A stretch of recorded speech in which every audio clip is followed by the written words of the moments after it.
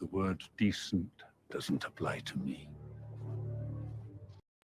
Hello world, it's Berto5, and welcome to a stream by Admiral Teague.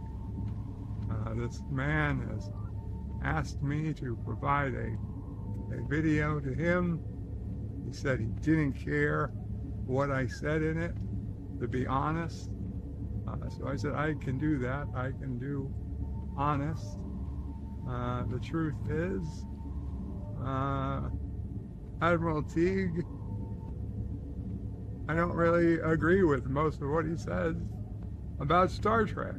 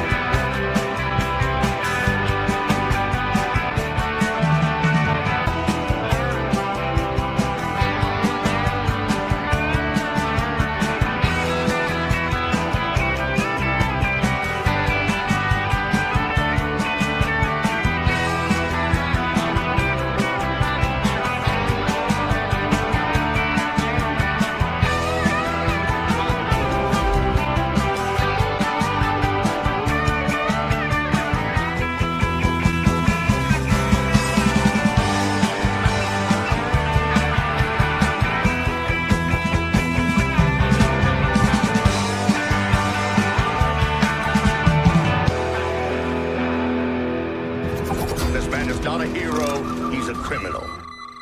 Shut up!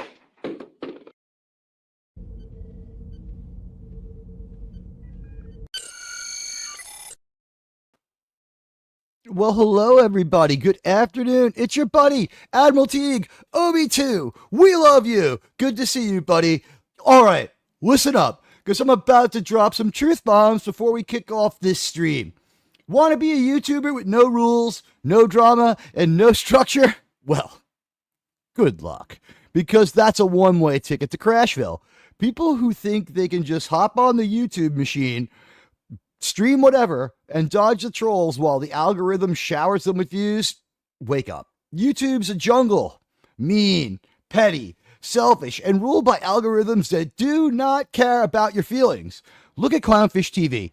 They barely go live because the chat's a cesspool of toxicity. In their words. You want to survive? Get a thick skin. Script your stuff and stick to a schedule. No rules? You'll tank. No structure? You're invisible. Hate drama? Too bad. It's baked into social media. Stop dreaming of a perfect YouTube utopia. And that applies to me too, because it doesn't exist. But build a real strategy, which I feel I've done, or you'll flop harder than a fish out of water. Now let's get this stream rolling. Please, leave me a like, leave me a comment, take my poll, and if you're coming through later, I thank you very much. Leave me a comment. Let me know what you think of the stream. At least I'm an emoji. It really helps, and we're building here. It's good to see my pal OB2 Wrath Kenobi out there. Let's see. I have you in my earbuds as I work today, under the table, taking a job from a Home Depot parking lot loiterer. Oh, and install ductwork for an ex-YouTuber. Ooh, well, I mean, we know one future ex-YouTuber who will never go out there and actually employ anyone because they're not going to work. But I assume you mean our good old friend whose name rhymes with Spocko. And I love Spocko the Vulcan. He's the best. Great guy. Love him. Can't say enough. Last night, I had the privilege of going on a stream. It was fun to hang out with Scotty and Jill. And I would say everything was pretty cool, except that the usual creep, Snowbilly Grifter, shows up in the chat and just starts dominating the conversation, creeping me out. And I feel a little bit bad that they decided to just go on there and kind of take over that guy's stream. But what are you going to do? I mean, that's like, as I said when I began, you just can't hop on YouTube and dodge the trolls. It's too bad. And I thought that aside from that, it was a good stream, but that chat, I do understand being a new YouTuber, but the first thing you have to understand is what goes on in that chat, man. Whether you're looking at it or not, you totally own it, and it's going to be hung on you. You're going to have to deal with it one way or another. So at any rate, let's dig into the first thing I have for you tonight. I saw a J.J. Abrams TV show, all right? It's called Duster, okay? Duster is the new J.J. Abrams show, and I wrote a little review of it after watching as much of as I could last night. I'm not going to lie, I got some of the plot from other sources because the show really, this was the most boring, horrible TV show I've ever seen. So J.J. Abrams' Duster crashes and burns into a woke-fueled dumpster fire. Buckle up, because J.J. Abrams' latest HBO Max disaster, Duster, is a screeching pileup of everything wrong with modern television. It's so bad you'll want to ram it off the road yourself. 6 minutes in, and this 1970s set crime caper is already a masterclass in how to ruin a show with heavy-handed preaching, cliched characters, and action so limp it makes a Yugo look thrilling. Abrams, the king of recycled garbage, has once again proven that he's got nothing new to offer. Just the same old woke sermon wrapped in a shiny Plymouth Duster that's about as exciting as a flat tire. Let's start with the opening scene. We were slapped in the face with a sledgehammer of predictability considering the source. A young, overly confrontational black female FBI agent, because of course, lecturing her istophobic white bosses like she's reading from a 2025 DEI handbook. It's not character development. It's a bumper sticker for Abrams' tired agenda. Nina Hayes, played by Rachel Hilson, struts into the Phoenix FBI office, and within 90 seconds, we're drowning in cliche dialogue about systemic istophobism, and it feels like it was written by a Reddit thread. Subtlety? Abrams wouldn't know it if it rear-ended him. This isn't storytelling, it's a lecture hall, and if we're all forced to sit through it, it's a good thing you can just turn it off. At the 6-minute mark, we got a so-called action scene that's supposed to hook us. Spoiler, it's actually a snooze. Our hero, Jim Ellis, phoning it in, Josh Holloway from Lost, he's like phoning it harder than a telemarketer, and his diverse niece, Luna. Let me tell you, I couldn't believe it. Let's see. It's so bad you have to get the Spark Notes from it. Yeah, then why even make a TV show, JJ? You know what? I wonder the same thing. I do not recommend this show, such as I kind of want to document why it's so bad. So here we go. Continuing on. Woof. Let me tell you something. This guy's diverse niece, Luna, it turns out it's really his daughter, right? Because JJ can't resist a lazy twist. They're in a car chase that's supposed to be a high-octane thing, but it feels like a low-budget stunt from a community theater program. The chase ends with her foes biting the dust in a fatal crash. And guess what? The 11-year-old Luna laughs like she's watching a Looney Tunes cartoon. An 11-year-old cackled to death. She's also said the F word like 6 times in 2 minutes. Sure, that's totally normal and not at all a sign of Abrams' inability to write believable characters. Oh, did I mention basically that Luna is running the whole show? The kid's got more authority than the adults, barking orders like she's the showrunner. Same old Abrams, prioritizing edgy over coherent. Every 90 seconds, Duster forces you to hit pause to process the sheer stupidity. It's not just woke, it's aggressively, insultingly woke. J.J. Abrams is daring you to roll your eyes. The show wants to be a fun, pulpy throwback to 70s crime thrillers, but instead, it's another J.J. soapbox on wheels, careening from one heavy-handed message to the next. Reviews have called it playful and charismatic, and Rotten Tomatoes gives it a 90% based on the 31 people motivated to go talk about it. But don't be fooled. Those are the same critics who'd praise a burning tire for its bold aesthetic. Ex-posts are saying it's slow, stupid, woke, overly inclusive, feministic garbage. I'm saying it's one long beginning, and I'm not wrong. Abrams has been coasting along on the fumes of Lost for decades, and Duster is just another lame lane change into the same ditch. It's got all his trademarks, mystery boxes that are going to go nowhere, conspiracies that feel like they were scribbled on a napkin, and a cast so diverse it feels like a corporate checkbox. The car chases are dull, the dialogue is cringe, and the retro vibe is just a cheap coat of paint on a broken engine. If you're looking for fun, look elsewhere. Duster's a joyless joyride to nowhere, and Abrams is still the disaster behind the wheel. Someone please stop this man. Buddy Hepburn, it's good to see you, my man. Guys, here's what I would hope you could do for me. I didn't have time to publicize the show, but if you could tweet out that I'm live, it would help me out. It's good to see two of my very favorite people. I love you guys, and you do so much for me. So you know what? Thank you, and thanks to everyone who's going to come through later. And like I said, leave me a comment. Duster was a tough watch, man. That was a tough watch. You're dropped in, there's the lens flare and everything, and, the woman's dressed like in the 70s clothes. And so now everything is going to be wrapped in the 70s aesthetic until we hate the 70s, right? We're not going to like the 70s anymore by the time they get done with this. They're really just taking it over the top. And you know what? They are not making it a believable 1970s because, you know what? There was a time in this country where there wasn't justice. There was more injustice in 1970 than there was in 2025 or will be in 2026. Believe me, all right? We're making progress here. Things are actually getting better.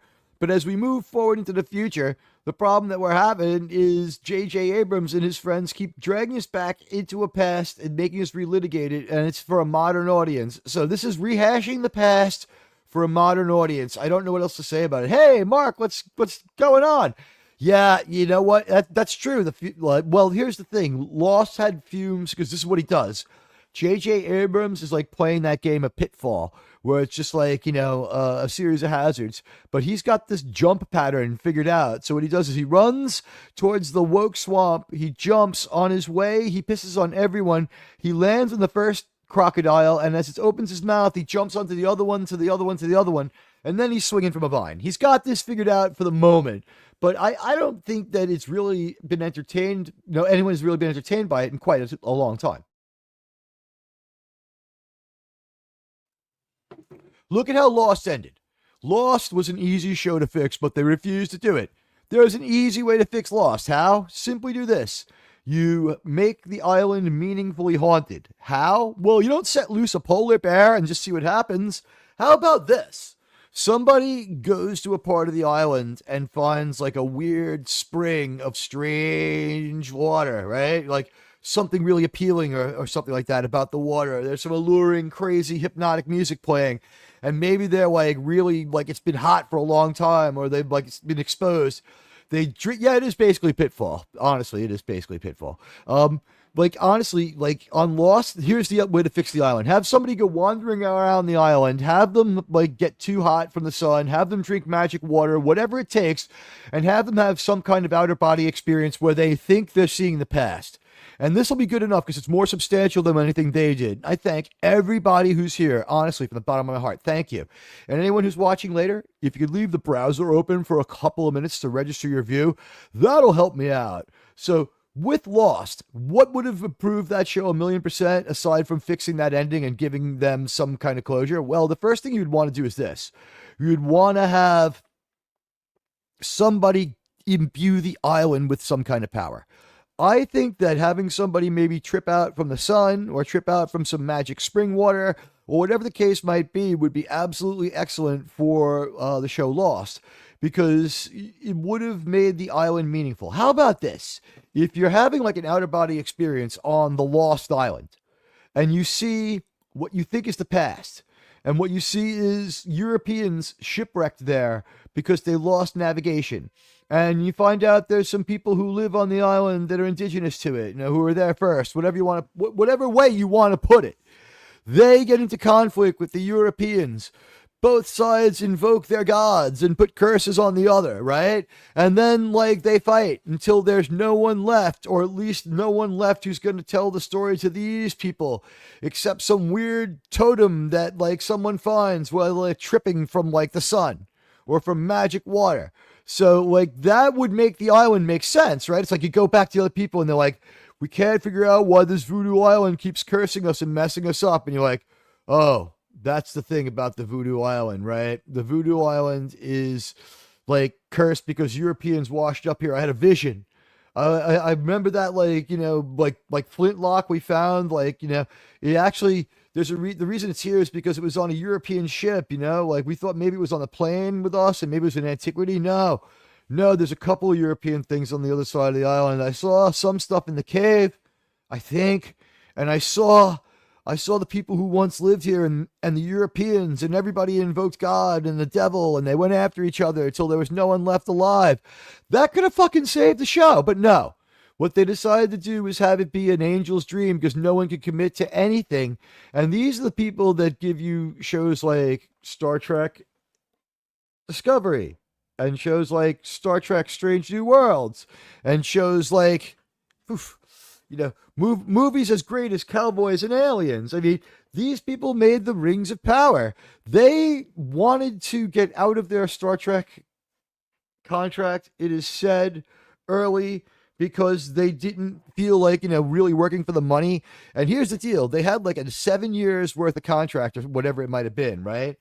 They were hoping to invoke, it has been said, now, since then, maybe we've seen that might not be the case, and nobody knows for sure except the Alex Kurtzman, and he ain't telling.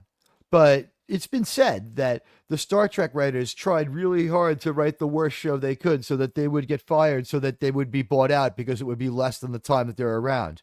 Whether or not that's good faith, it's hard for me to say. I don't know. I wouldn't want to rehire a person who had done something of that nature, but you know what? That's what they did. It wasn't of good faith. And things get out of hand from there. We have a poll on our channel, and it relates to something that's been going on for a couple of weeks. We have had Andor out there in the ether. Andor came back after whatever it might be, 20 months. My pal from Always Sunny on Scarif, he tended to like the whole thing, and he was defending it, as he should, if he likes it. And, we've had Scarif on here. He's good. We call him Ro, nice guy. He's pretty excited, and he's feeling a Star Wars renaissance. And I'm wondering if maybe it's too late, too little too late.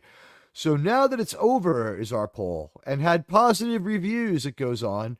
Do you want to see Andor Season 2? 50% of you said yes so far, and the results are still coming in. No, 25%. And, of course, what is Andor does deserve to get 25% of the vote, because really, they didn't do a great job Season 1 with the pacing. Season 2, I heard also the pacing was only better because they dropped it in, chunks. And, by the way, that was my hack to last year's Andor. I watched Andor Season 1. And Disney has driven me away in a big way since I watched Andor Season 1. But I watched Andor Season 1. It wasn't the very worst thing I ever saw. Was it great? No. Season 1, though, I would say if I had to point out the key characteristics, it would be very, very slow. To the point of being interminable. Very, very, very slow. I mean, we're talking when Andor knocks off from work to go home and hang out with Marva, the woman who takes care of him since he's been taken from the planet he was found on at the beginning of this dumb show. I don't know what to tell you, but we see every step of it. We see him leave work. We see him walk down the street. We see him get into a cab. We see him, get out of the cab. We see him walk into the door. I mean, that's at the pacing of this show, Season 1. And then, he sits there and he'll consider things for a moment, silently contemplating into the dark. And this starts to turn a lot of people off. Now, the people who are able to get into it and enjoy it and refire their engines on this one, I absolutely have my hat off to them. And there's nothing wrong with that. That's cool.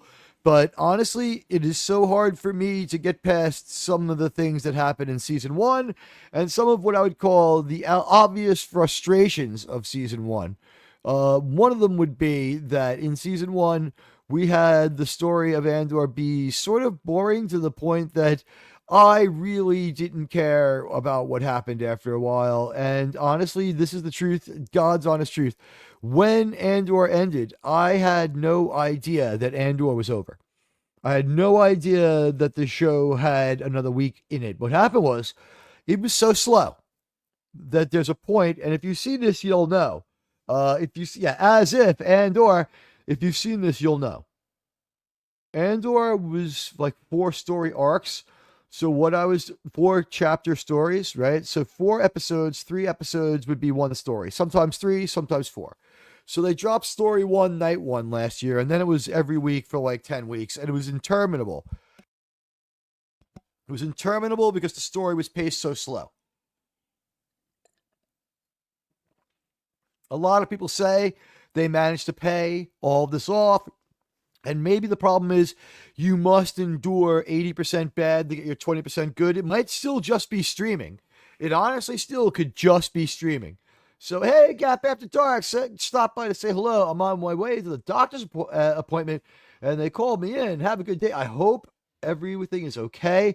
Best wishes. I will hit up the rosaries later. And, I wish Gap After Dark could stay because we could talk about Pedro Pascal, who's on today's list of topics. I know Gap After Dark is a huge Pedro Pascal fan.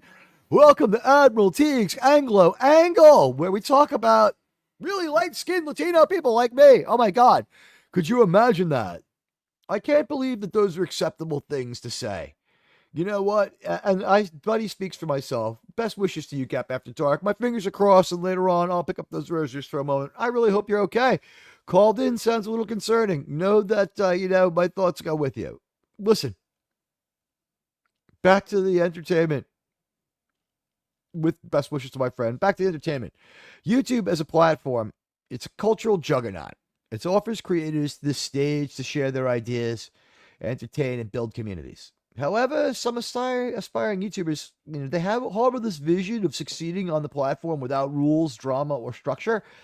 This is understandable, but it clashes with the reality of this ecosystem, and it leads to some real challenges. The cause of this mindset can be idealism, inexperience, or rejection of social media's norms.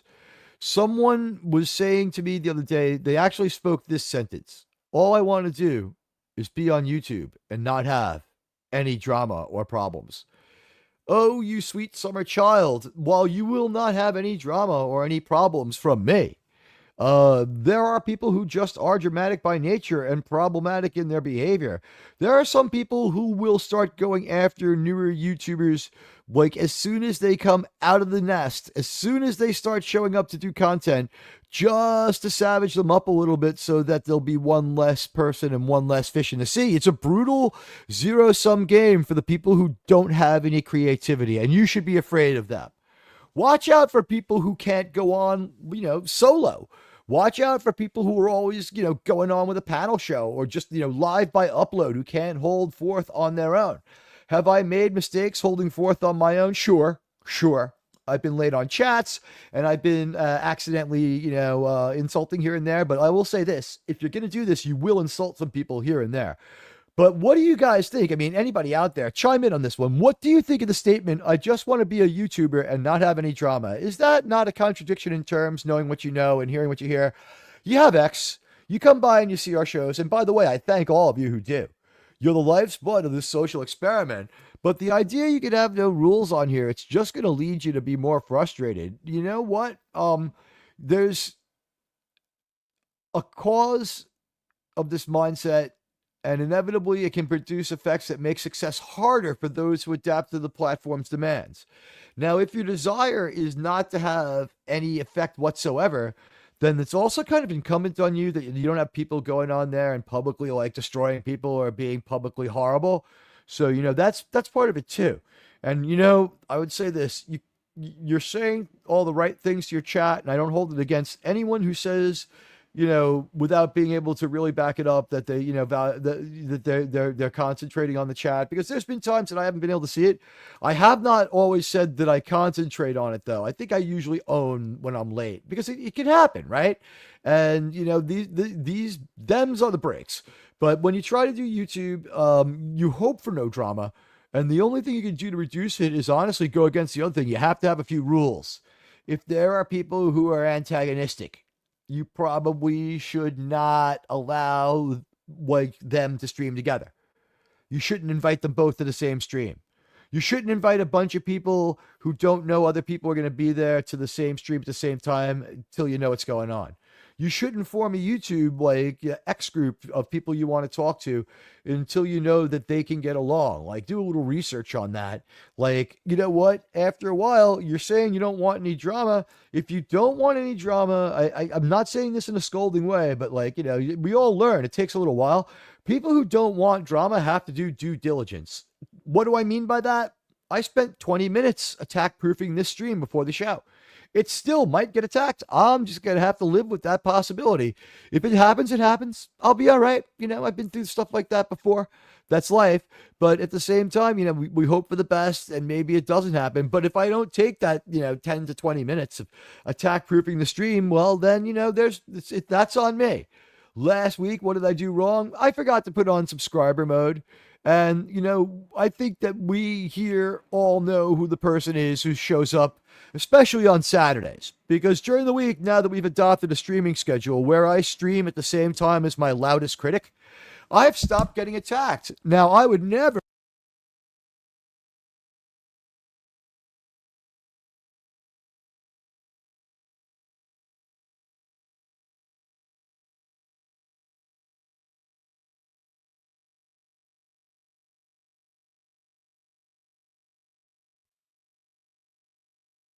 Oops, sorry about that. Yeah, you know what happened? Sometimes you punch the mic, and I had to navigate back. What did I miss? Like 35 seconds? Give me a time on that, just so I know. I think I was back in under a minute. Yeah, you know what? You want to have rules. You want to have no drama. The only way to do that is due diligence. If people who don't want drama, unfortunately, must do due diligence. I have to spend 5 to 15 minutes attack proofing this stream every day. It's a terrible shame. When I first started on YouTube, it wasn't that long ago. This is only year 3.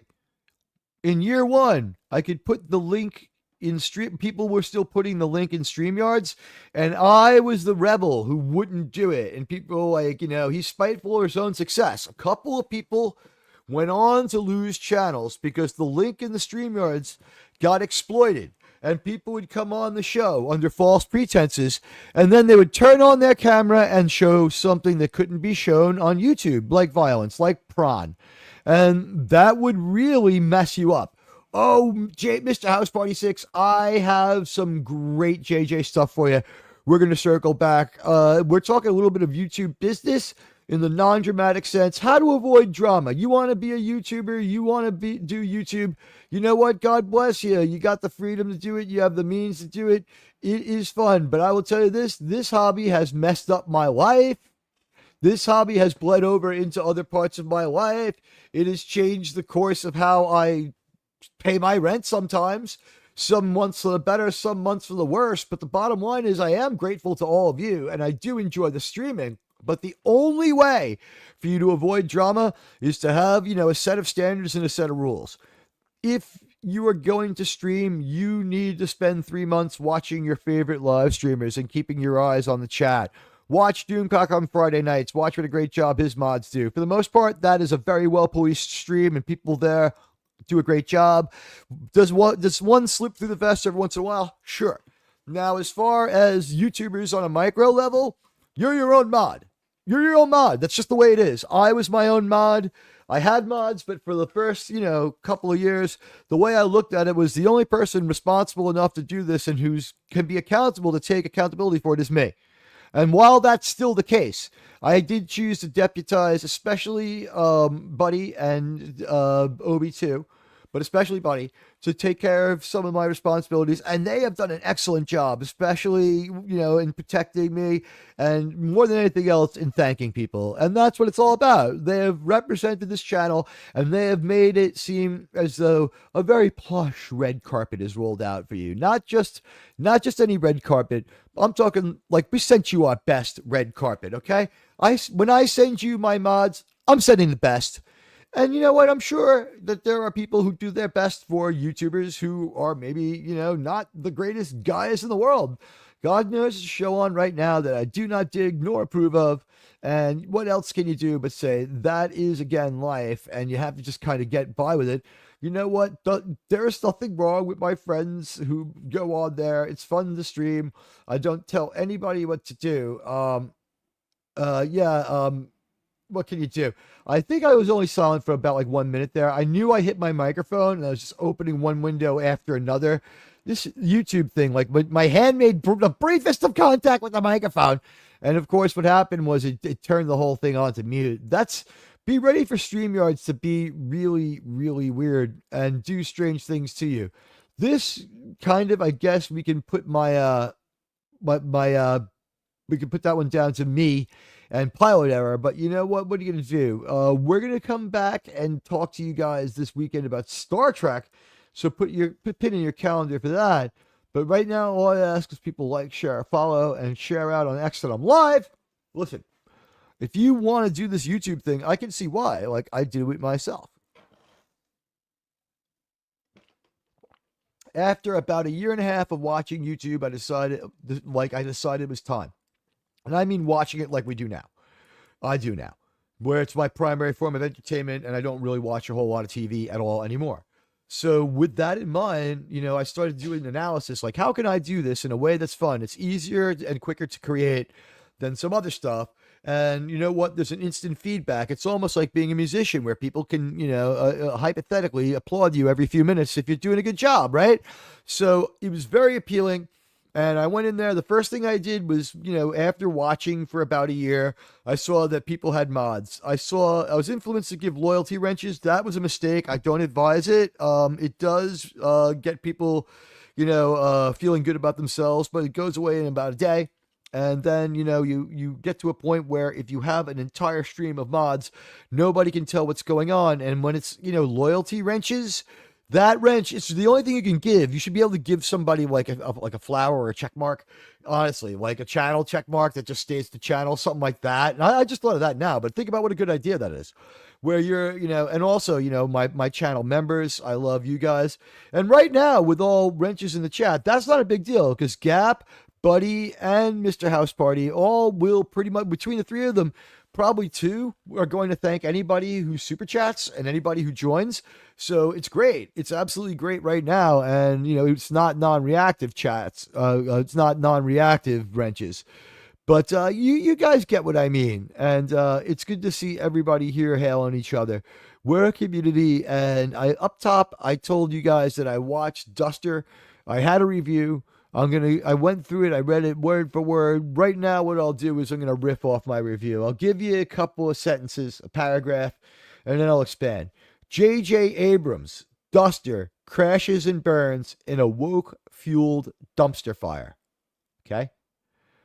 Buckle up because J.J. Abrams' latest HBO Max disaster, Duster, is a screeching pile-up of everything that's wrong with modern TV, and it's so bad you'll want to ram it off the road yourself.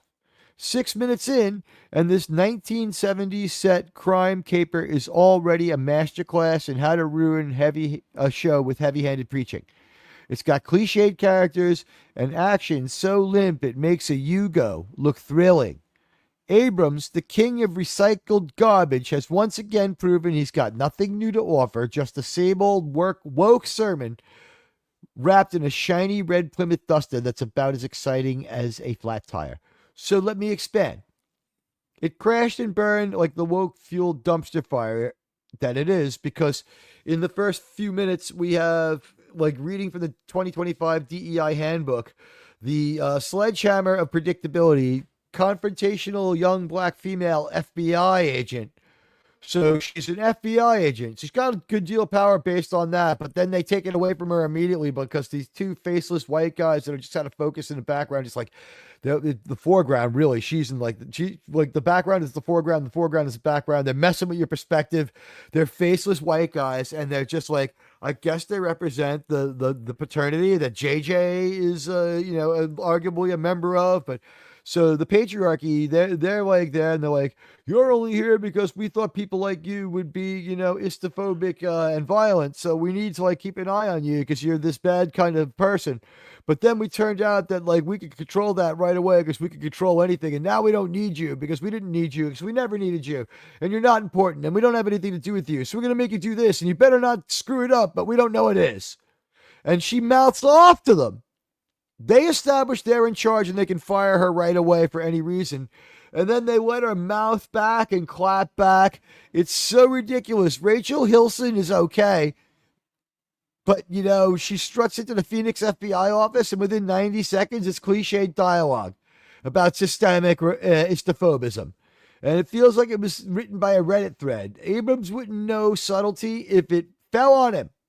This isn't storytelling. It's a lecture hall, and we're all forced to sit through it. Then at the 6-minute mark, we get the so-called action that's supposed to hook us. They have Jim Ellis is played by Josh Holloway, and he's phoning it in harder than a telemarketer. And his diverse niece, Luna, my first guess was that she was a guardian. She looks guardian, and he's a white guy, right? So she looks to be a guardian, and he's a white guy, and he's an idiot. So she's the one calling the shots. She's telling him what to do. She owns this adult a couple of times. And the same old Abrams, it's edgy, overcoherent, and she says fuck like 4 times in the 6 minutes that we see her. Okay? The kid's got more authority than the adult, again, and she's barking orders like she's the showrunner. If only. The showrunner happens to be JJ. Prioritizing edgy, overcoherent. Every 90 seconds, I had to hit pause just to process the sheer woke stupidity. We're talking dumb, people. This was dumb, okay? Miskatonic Madman.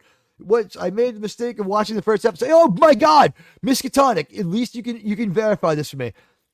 How stupid was the opening scene, Miskatonic? And it's great to see you, my friend. Believe it or not, it's a flying pair. Listen, Miskatonic. In the opening minutes of, Duster, we have a confrontation where 2 men with very Anglo-Saxon sounding voices, for lack of a better term, sounding extremely much like the popular, most populous group in America, they are talking to this black woman, and they tell her she's got no power. They tell her that she is, that they are boss to her. They tell her that she's going to do, what they tell her to. And that black people, are really a problem for the FBI, and that's the only reason that they hired him. So she better not be a problem, or the FBI will unhire her. It was dumb. It was dumb. I couldn't enjoy it, and it was stupid. At any rate, she then gives it back to them and sort of owns them and puts them down after they say that they can fire her on a whim. So basically, she asks it. Yeah, right? Yeah, it was at the get-go. You could tell I was in trouble, Miskatonic. Exactly. Yeah, eye-rolling, Miskatonic laughing with me. Tell me I'm not right. Yeah, J.J. Abrams, sublite. You're so right. I mean, this is exactly the way to put it. It's subtlete. Yeah, the ancient, Chinese art of subtlete. Yeah, exactly, eye-rolling. And, yeah, I knew the show was in trouble at the get-go. Did you finish it? I gave it. It was so effing terrible. I mean, I was getting I had the first bite was 1.5 minutes, 2 minutes long. And I had to stop it. I was like, that's got to be 10 minutes. Wow. And I was like, whoa, J.J. Abrams is now 3 times worse than he used to be. This is glacially bad. And it's not like anything slow is happening. The show starts with a confrontation, but it's muttered and low. But then it's a car chase, and it's boring. They managed to take car chases and make them boring. And they don't know anything about anything. The Duster was an economy car. It was the successor to the Dodge Dart. We're talking this is not Fast and the Furious. It's not a Camry that you're going to soup up. It's not a souped up Camry. No one souped up these cars. You got a Barracuda. Nobody souped up their Duster. I had a Dodge Demon. It already had a 360 engine in it.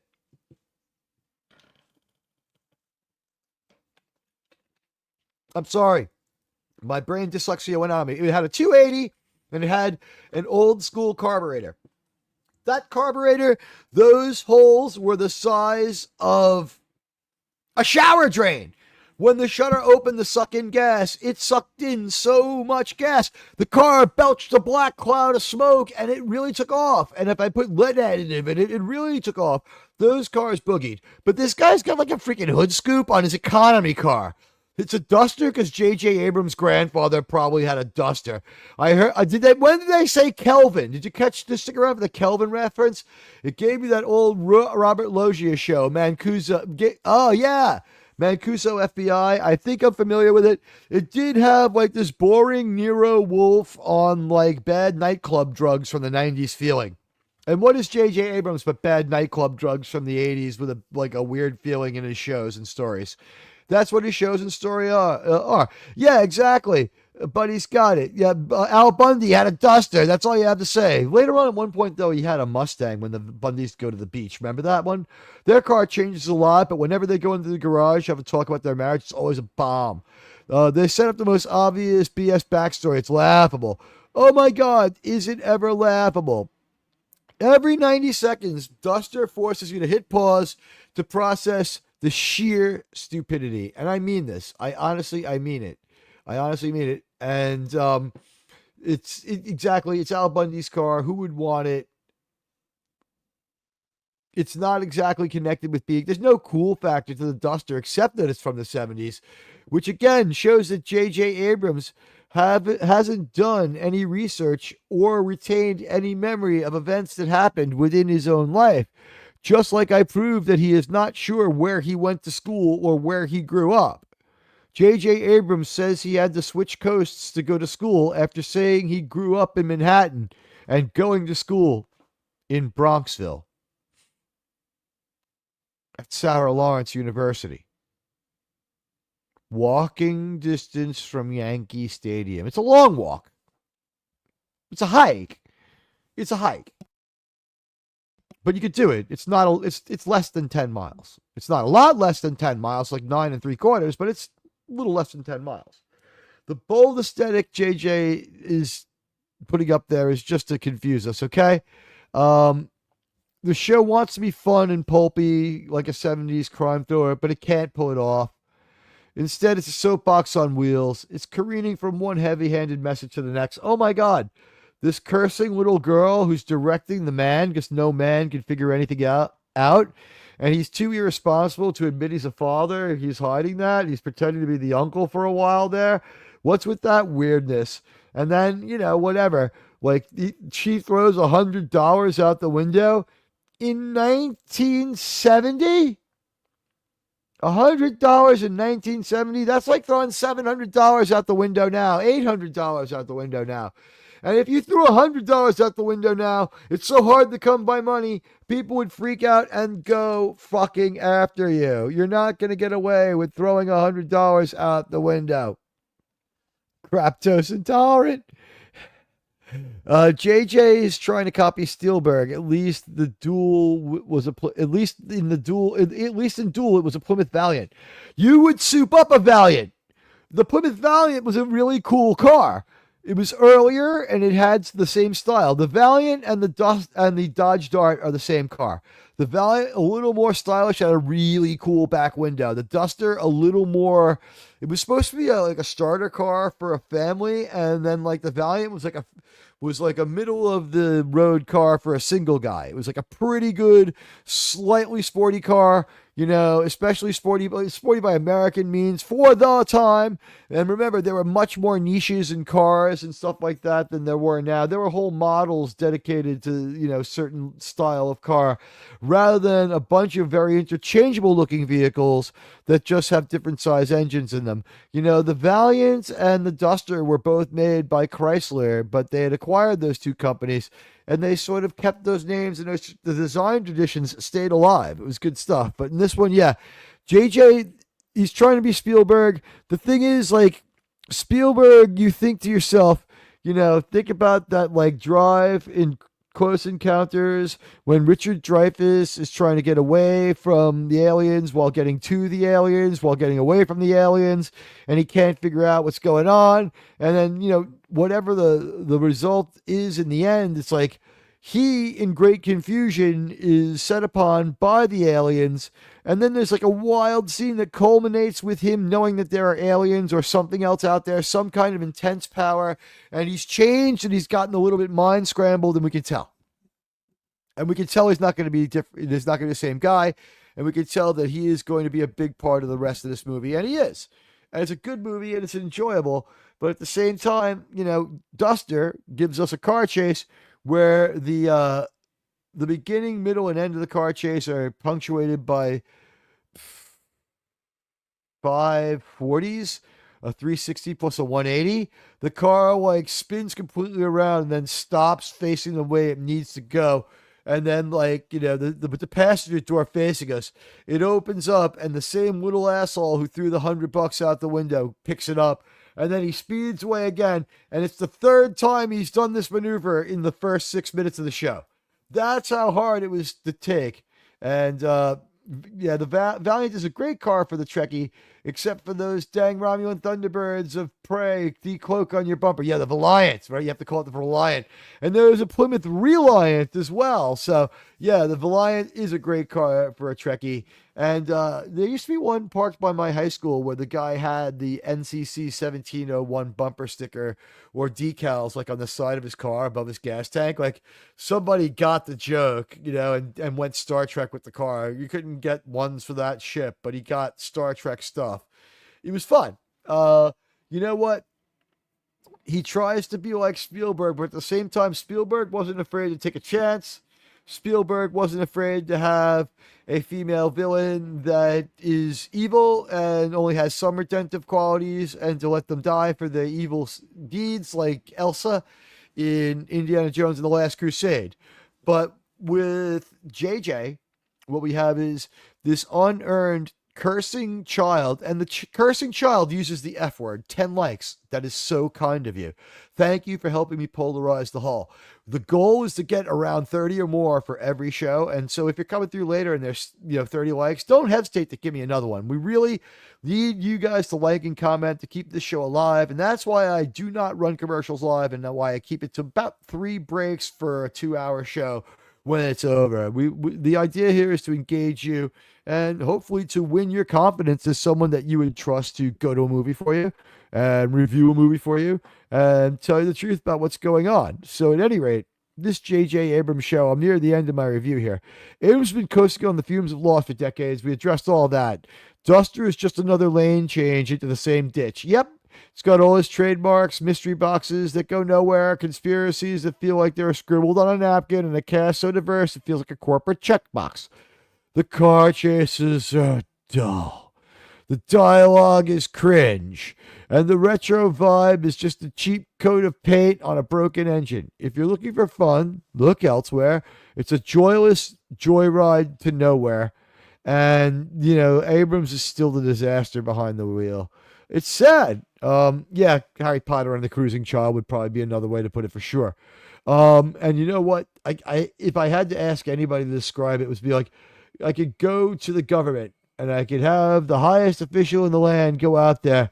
And I didn't know what was going on. I called the president and I said, what is going on with this show, Duster? And you know what he said to me? Sure. It doesn't matter. Nobody cares.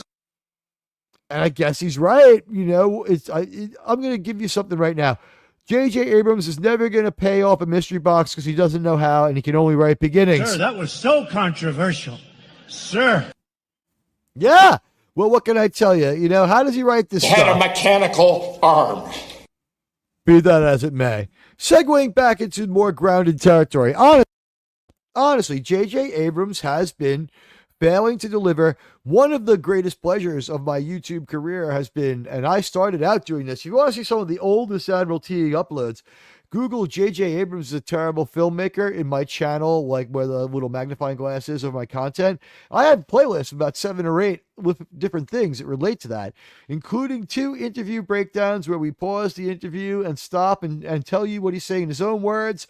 We show you on a map how clueless this man is, and you know what? It's good stuff. I hope that you'll join me to check it out. And I'm seeing right now we got 9 votes. It looks like Are You Going to Check Out Andor is now falling down to 33%. So like 3 of you, maybe 4 of you. No, 44%.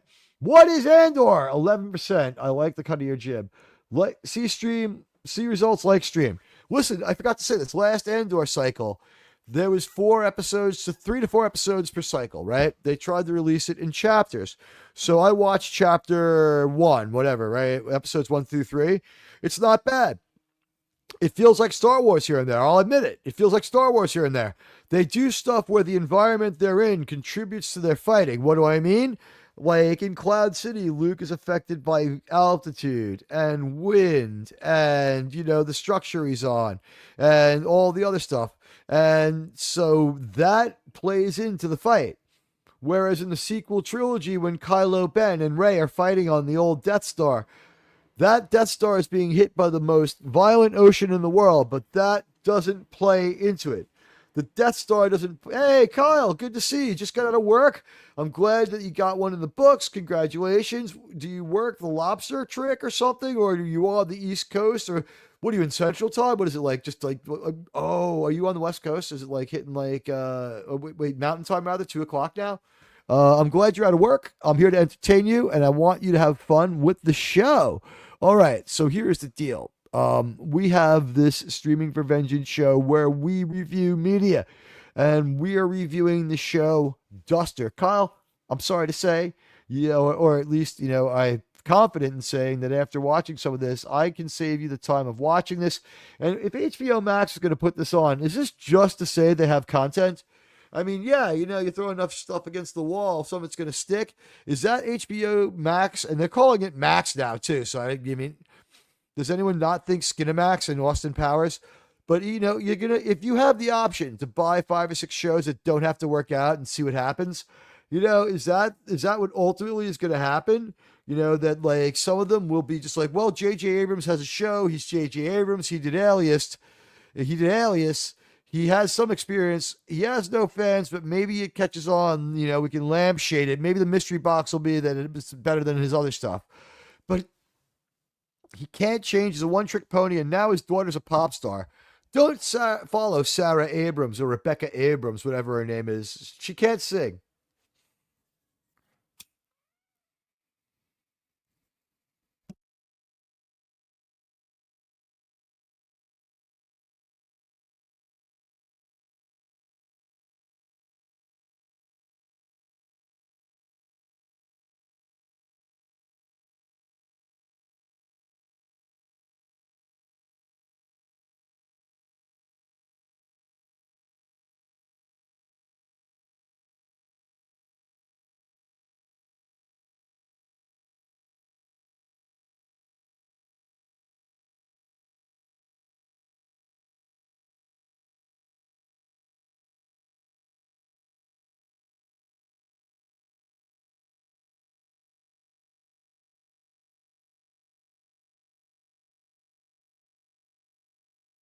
Oh no, that happened again. Damn. That's been a problem in today's stream, and I apologize to you guys. You know what? I quit. Miskatonic says he quit in the middle of episode 3 of season 2, and that's about how. And after hearing about how the series ends, why do it? I have a new term for things. Ready? I call it getting Andored. If I got to talk about a certain type of interaction that's a little bit of an attack, like just like it's better to use the term American Guardians, when you're talking about certain forms of attack, you are much, much, much better off using the new term that I came up with. He Andored her. He Andor S2 E8'd her, man. Yeah, it was he Andor episode 8'd her, man. Whoa! Whoa! So, anyway, this is the deal with Andor last year.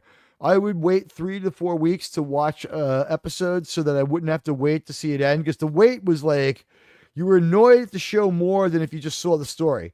And Disney got that this time around and dropped it in chunks and chapters so that there was at least a little closure. After that first series of stories, Andor was absolutely infuriating. And thank you for letting me know about the audio. So here's the deal. In season 2 of Andor, it is really painfully slow, from what I understand. But in season 1, I saw an episode arc that was okay. Then there was another episode arc where Andor shoots first. Then I saw another episode arc that I can't remember at all. Then there was one where Andor's in jail, and the Empire's got him locked up, and he's sucking protein out of a straw. And I figured, okay, well, that's it for Andor because that was the last episode I had dropped before I caught up. I didn't realize that there was yet one more. That's how slow Andor is. There can be as many as 12 episodes, and after 11, you'd be forgiven for thinking the show had ended because it had, like, it did feel like there was no closure in any episode. So when there's an episode that the camera slowly pulls away, lingers for a moment from a distance on him just sucking nutrients through an oxygen tube out of a wall in jail, I'm like, all right, he's on ice till next season. Then I find out that there's an escape and some people die. The real key to ending season 1 correctly was to have the Empire, while they had Andor, clone Diego Luna's character. This way, actor Diego Luna can come back as a clone of himself. If I can think of it, why can't they? They need him. He's their star. He's useless to them now, and they didn't clone him. Have a flashback episode where you find out he got cloned. And he didn't clone Andy Serkis. He is the mocap actor for Snoke. If you want to bring Snoke into the Mandalorian movie, and you could, because they're not backing off of this prequel, sequel, trilogy connection where the OT's a sideshow, they're not going to give us a new sequel trilogy. They're going to keep on screwing up.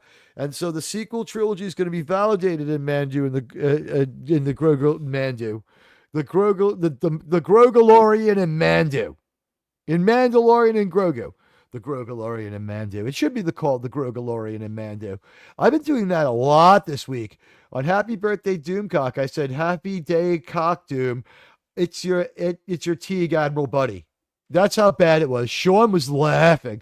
Look for that to be a member thing this week. Hey, Krimlon. Flashback when he found out he was... Hey, I don't like the censorship, but because it exists, I am determined to use the methods I have learned through being a New York City resident and having to be sarcastic through everything to people's faces who are also very sarcastic. And the rule in New York is if it's funny, I'll let you get away with it even if it's at my expense. And I've been that way with everybody. Some people pulled some pretty mean practical jokes on me. Ranker Steve pulled a pretty mean practical joke on me, but it was funny, so I just blew it off. It wasn't that big of a deal. And he's okay. He's an okay guy, but he pulled like a pretty mean practical joke on me, and you know what? It was no big deal. Like, you know what? You have to have, like I said, you have to have a thick skin. But the YouTube thing that is the biggest drag is the fun we have to have with language. You have to find, make lemons, where you have to take your lemons and make lemonade. So my problem here is that you can't say the word that rhymes with hey too much out of context without getting in trouble, which is why Pride Month should be really, really interesting.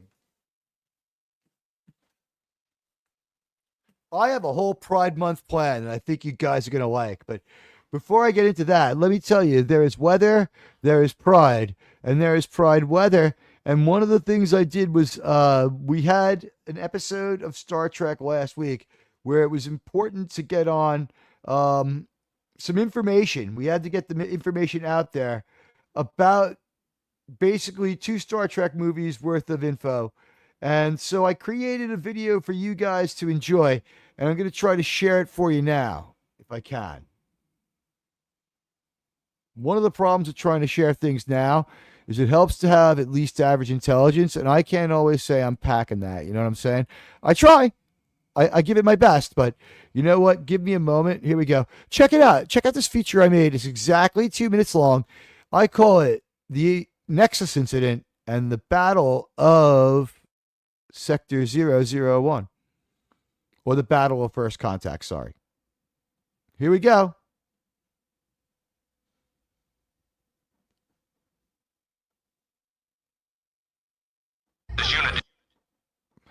The idea here is our M5 is going to override Starfleet security. Here we go.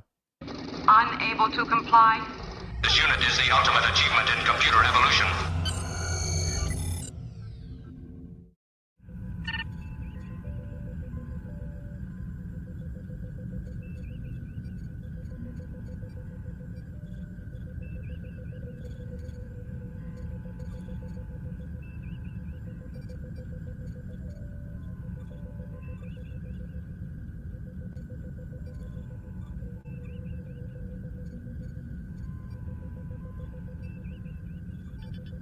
Automatic defense procedures initiated.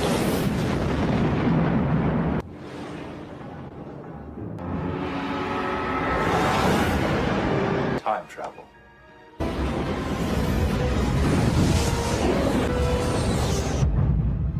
But if they changed history, why are we still here?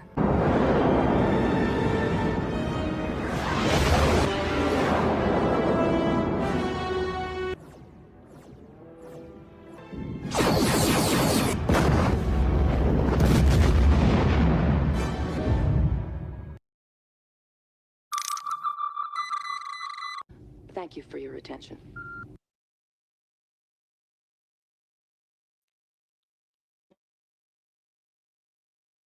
This concludes our proposal. Guys, it's always fun to share these things with you. It's especially fun to do it on Saturday nights when we do our Star Trek show. And you know what? It's my pleasure to make these for you. That was a labor of love making the Nexus incident, as I call the Star Trek story that I created for you.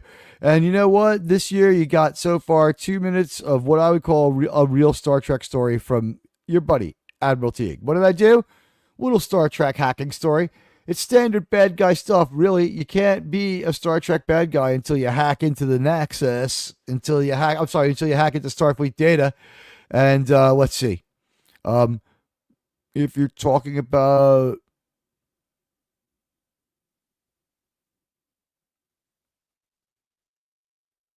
if you're talking about JJ, there's only a few episodes out. I thought I knew what you're talking about. I think Andor season 2? Yeah. They say it's better than season 1, so if you finish season 1, I don't know what you have to lose, but I'm not going to watch it. The only thing Andor could tell me was that I want to hear that K2SO keeps backup copy of his program in a safe place. I'd love to see a resurrected KTSO dropkick B8 and L4. Is that what was the name of Lando's droid? The one he has a relationship with. Flashback to when he found out he was gay. Oh, sweet summer child. I'll never be able to accept that fact. And everyone's saying hi to Grimwan. Grimwan's saying hi to everybody. Teague has all the pride deep inside of himself ready to come out. Giggity. Grimwan, how's work? I hope you're having fun, there at work. Grimwan works for a fortune cookie factory. And every once in a while, he has been disciplined for writing notes and putting them in the fortune cookies that say, help, I'm trapped in a fortune cookie factory. If you get one of these notes, let me know right away. Because if he stops putting the notes inside the fortune cookies, that breaks up my supply chain, and I'm going to have him. As I've said about people who will not stop calling out the show, you know what? The beatings will continue until such time as morale has improved. And let me just say something right now as far as morale. We have a great time here. We want to do our thing. We want to be left alone. We want to talk about Star Trek. We're going to go on in subscriber mode, and I apologize for all the comments made about a beloved YouTuber by a sick and depraved individual, no matter who it was. And you know what? It's about time. All right, Kremon. Oh, Kremon. I think that, you know what? I don't think Kremon, go down there. Harrison. Have someone go down there and bring Kremlin to me. Find this man. That's right. That's right. He had a mechanical arm. Wait, no, I'm the one with the mechanical arm. You find this man. That's more like it. All right. Billy D. Williams, True Lando. I did not have relations with that droid. L7. L4. L8. I don't know. I hated that droid. But you know what? They're talking about like trying to do some kind of sequel to it. The first appearance of Freckle Jesus, Aaron Kellyman, from like such great shows as Falcon and the Winter Snowman and Willow, memory hold Willow. She's got red hair and she's also black and she's British. She's every Disney thing that they like are trying to lampshade behind, all wrapped up into one. It's like two diversity things and one thing that they find really appealing in one stone.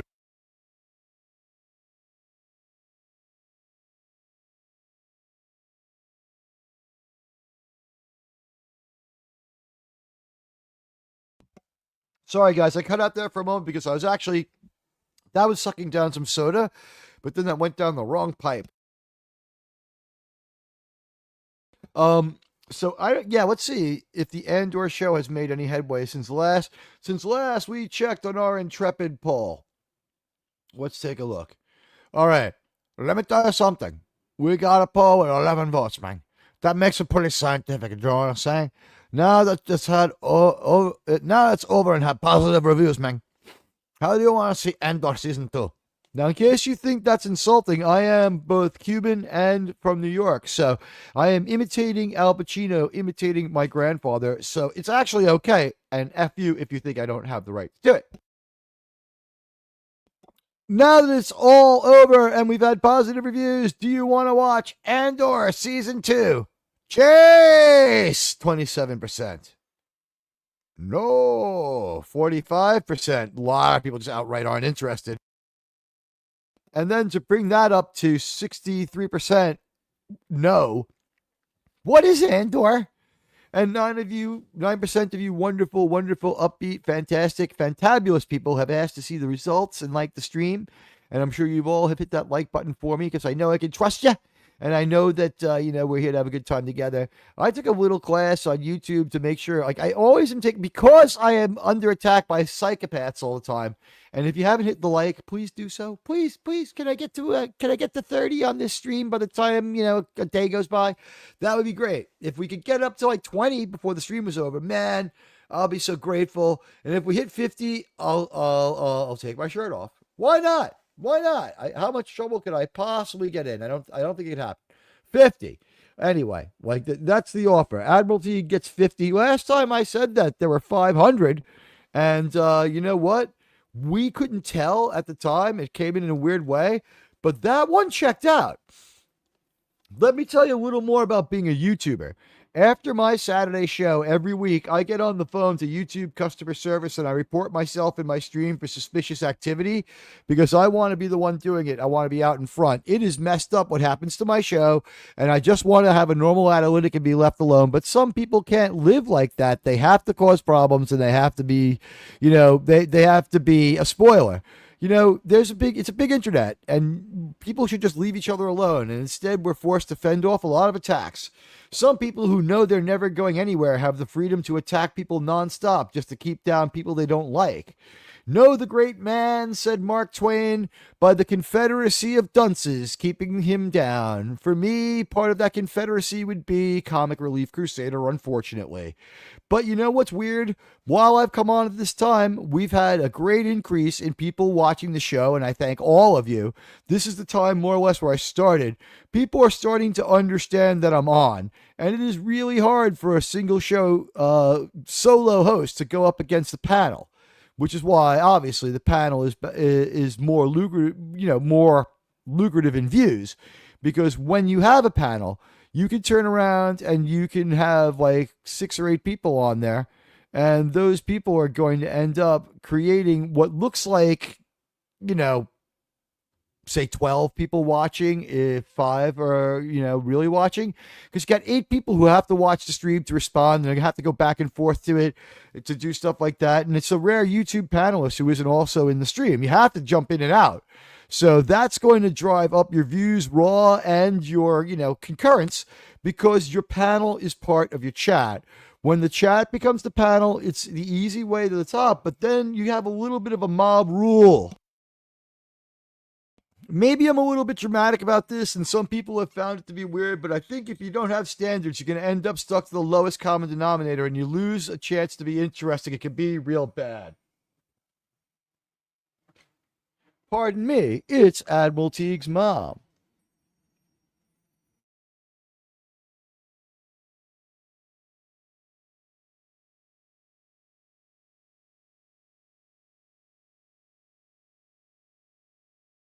We will win. We will win. We will win. We will win. We won't rest. We won't rest. We won't rest. We won't rest. I'm sorry, guys, but when you have a mom in her 80s and she calls you, you take the call. I'm glad to say mom is feeling pretty good after what she went through. She had to have a little bit of stuff taken care of. And I have been, beside myself for a couple of days about this one. But hey, looks like it's over now and she's feeling great. She just wanted to call me to tell me she's doing good. So, what a relief. Thank gosh, mom's okay. Woo. I'll be praying for Gap After Dark and thanking God that mom's okay later. That's going to be some good stuff. And anyway, you know what? Like, just whatever else happens today, knowing my mom's all right, man, that is just the best. That is just the best. And I am grateful to the bottom of my heart in that. Duster, we already established you should stay away from that one. We're talking about like cause and effect of seeking rule-free, drama-free, structure-free YouTube presence. It can't be done. Tony tried this one. And Tony is pretty good at this stuff. When Tony did it, he was relatively successful for a while, but people were getting fed up, people were getting beat on, and the loudest voice was ruling it. Now, if you have no standards and you just want to have 30 people on there, you're set. But now, if you have a panel that has like 5, 8, 10 people, really more than 7 people, 5 people, not a big deal. 7, 8 people, unless you're Doomcock, you got to be really good in moderating. You get people stepping on each other, and the moderation itself can be difficult. I mean, I know that when I'm not the host by myself, I depend on my chat, and I depend on my panelists to cover for me. Oh, Colin, thank you so much. You know what? God bless yours too. Wherever she may be. And God bless you for saying that. I really appreciate that. Yeah, it's stressful, but you know what? I'm sticking with it, and I'm just very much happy that she's okay. And you know what? There's no time when she's going through a couple of things that you wouldn't pick up the phone, for mom. Even now, and you know what? If blowing this thing off, or skewing YouTubing was to me that my mom would have 20 more super healthy years. We could rewind her age back to like our 60s. I'd do that right now. But you know what? Can't do that. So at the same time, when she calls, you got to take it, right? So listen, YouTube is this cultural juggernaut. And, when Tony tried to have no rules, what happened? He gave a lot of people wrenches, and then wrenches started fighting wrenches, and then people had resentments, and then he tried to kick being decisive. His chat got out of control in his group chat on X because people can't leave the StreamYard's link in the chat anymore because people come on there and try to attack your channel. And then X takes away the ability to edit chats. He's only got one group chat. He's trying to survive it. Everyone just forgets I'm there. A conspiracy breaks out to destroy me. People are all into it, talking all day. And in the thick of it, my competitor, the snowbilly grifter, not giving up on it, leading it, cheerleading it. Finally, the representative of a major YouTuber had to go in there, shut it down, and tell them all that they have no class. I will not embarrass anyone. If screenshots have to be shown, I'll show them in court. I have assurances from a lot of people that Snowbilly Grifter is in this on his own and that they condemn it. So we're going to continue to win and we're going to continue to out-entertain. But, idealism, inexperience, and a rejection of the social media norms can produce this feeling where you think you're invincible. And that will make your success harder for those who do not adapt to some of the demands. I'm not saying just lay down and do every single thing. But if you say the word that starts with S that rhymes with boy, if you say the word for getting Andor Season 2 Episode 8 that rhymes with ape, shape, if you say that word, I don't want to use the fruit analogy. If you say that word, you know what? Too many times, you're going to start to come under scrutiny and life gets harder. There really are shadow bans. There really are problems. There really are people who will just go on there and force you to only stream when you know you're safe. And note how I'm safe now. So as a platform, it seems like they're selling this rebellious individuality of freedom and self-expression. But I'd have to say Steve is right on this one as far as Rumble's the way to go. as far as if you want total unrestrained freedom of speech. Now, they will demonetize you just as fast, but because it's anarchy, and you got to accept that, over there at the Green Band, you will find out that they demonetize you just as fast. I don't know if they grab your money yet, because I've never been demonetized on a stream that people were, ranting during, which is what it's called when you give a super chat over there. But on a Rumble rant, and I thank like 80% of all my rants come from Vic Fontaine. I thank him now. Vic Fontaine is 80% of the reason, and I don't mean financially, I mean in my heart, because I want to explore new frontiers, and if there's a big audience over there, if something happens here, I still have an outlet. I enjoy broadcasting. I enjoy being with you. It's a lot of fun to stream with you guys. It's especially fun when we have feedback. And I am going to check the poll again for a moment. All right, we're still at 11 votes. Yes, 25%. And no is still at 45%, with a lot of people kicking the can. So listen, creators like Clownfish TV navigate the turbulent waters by not live streaming much at all. And they keep saying that a thick skin and a structured approach are essential for survival. I just want to be on here and do my own thing is unheard of.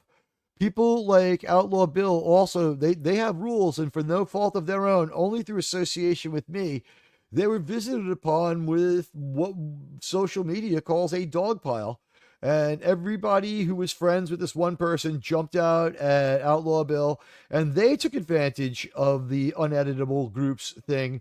And what happened was they went after Outlaw in a chat that he couldn't edit, that had been put together on his behalf for his channel.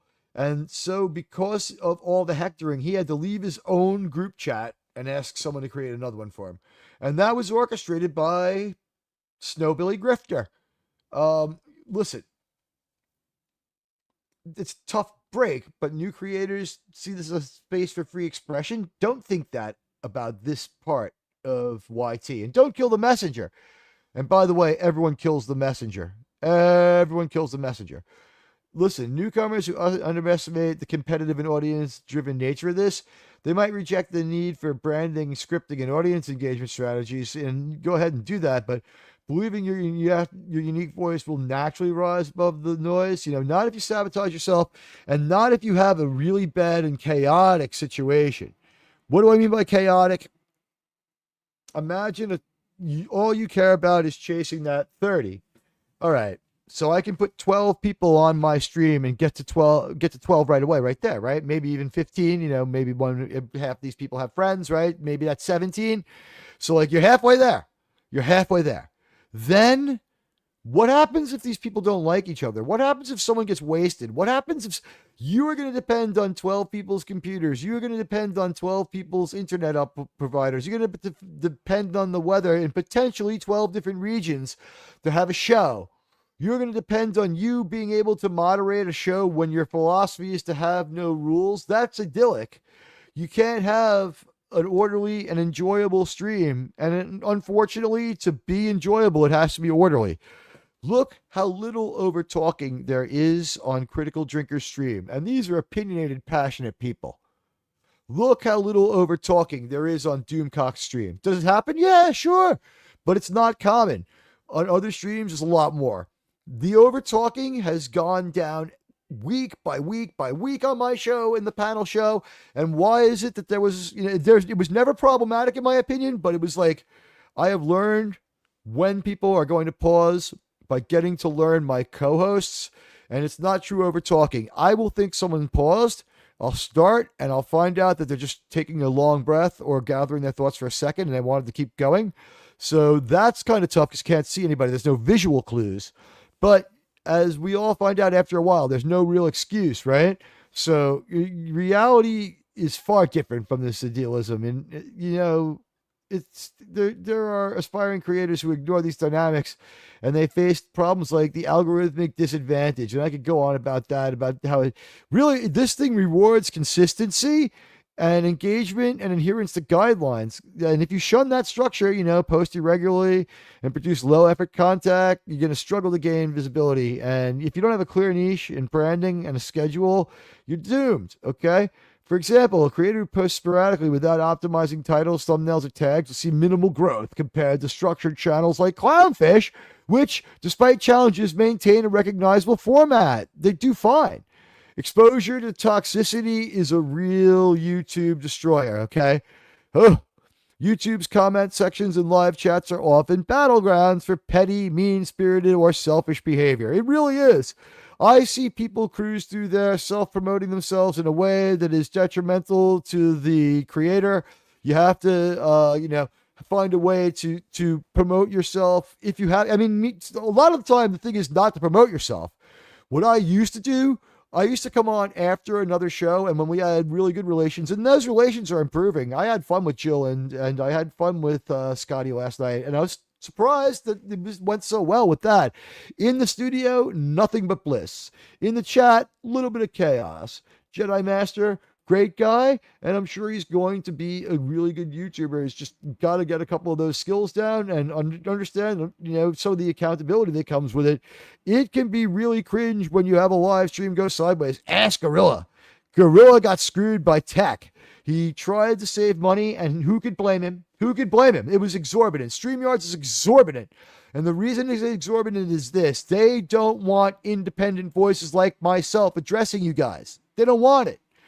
So they doubled their price. So now StreamYards is like, easily a couple of months worth of YouTube money for most channels, if not the majority of it.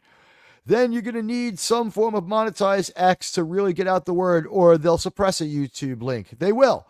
Then you got to make the perilous decision. Do I also broadcast on X? And I've stopped doing that.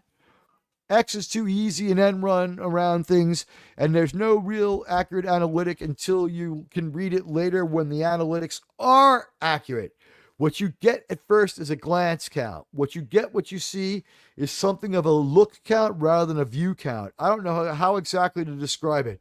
And on YouTube, because of all the problems on my channel, I have been in 300 hours of conversation since I started this.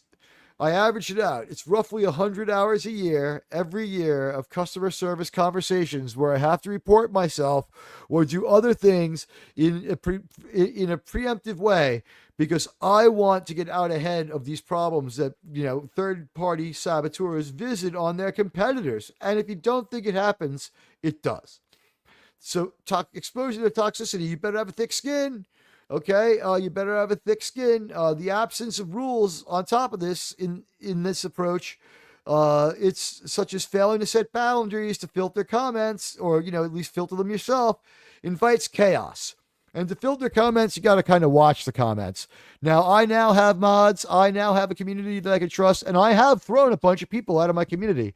There are a couple of people I would advise the person who ran last night's stream to ban. I would also say that I endorse their channel. And I endorse their dream of broadcasting Lost in Space. And I think that, they had some good chemistry with Jill. Got no problem with the person whose channel it was.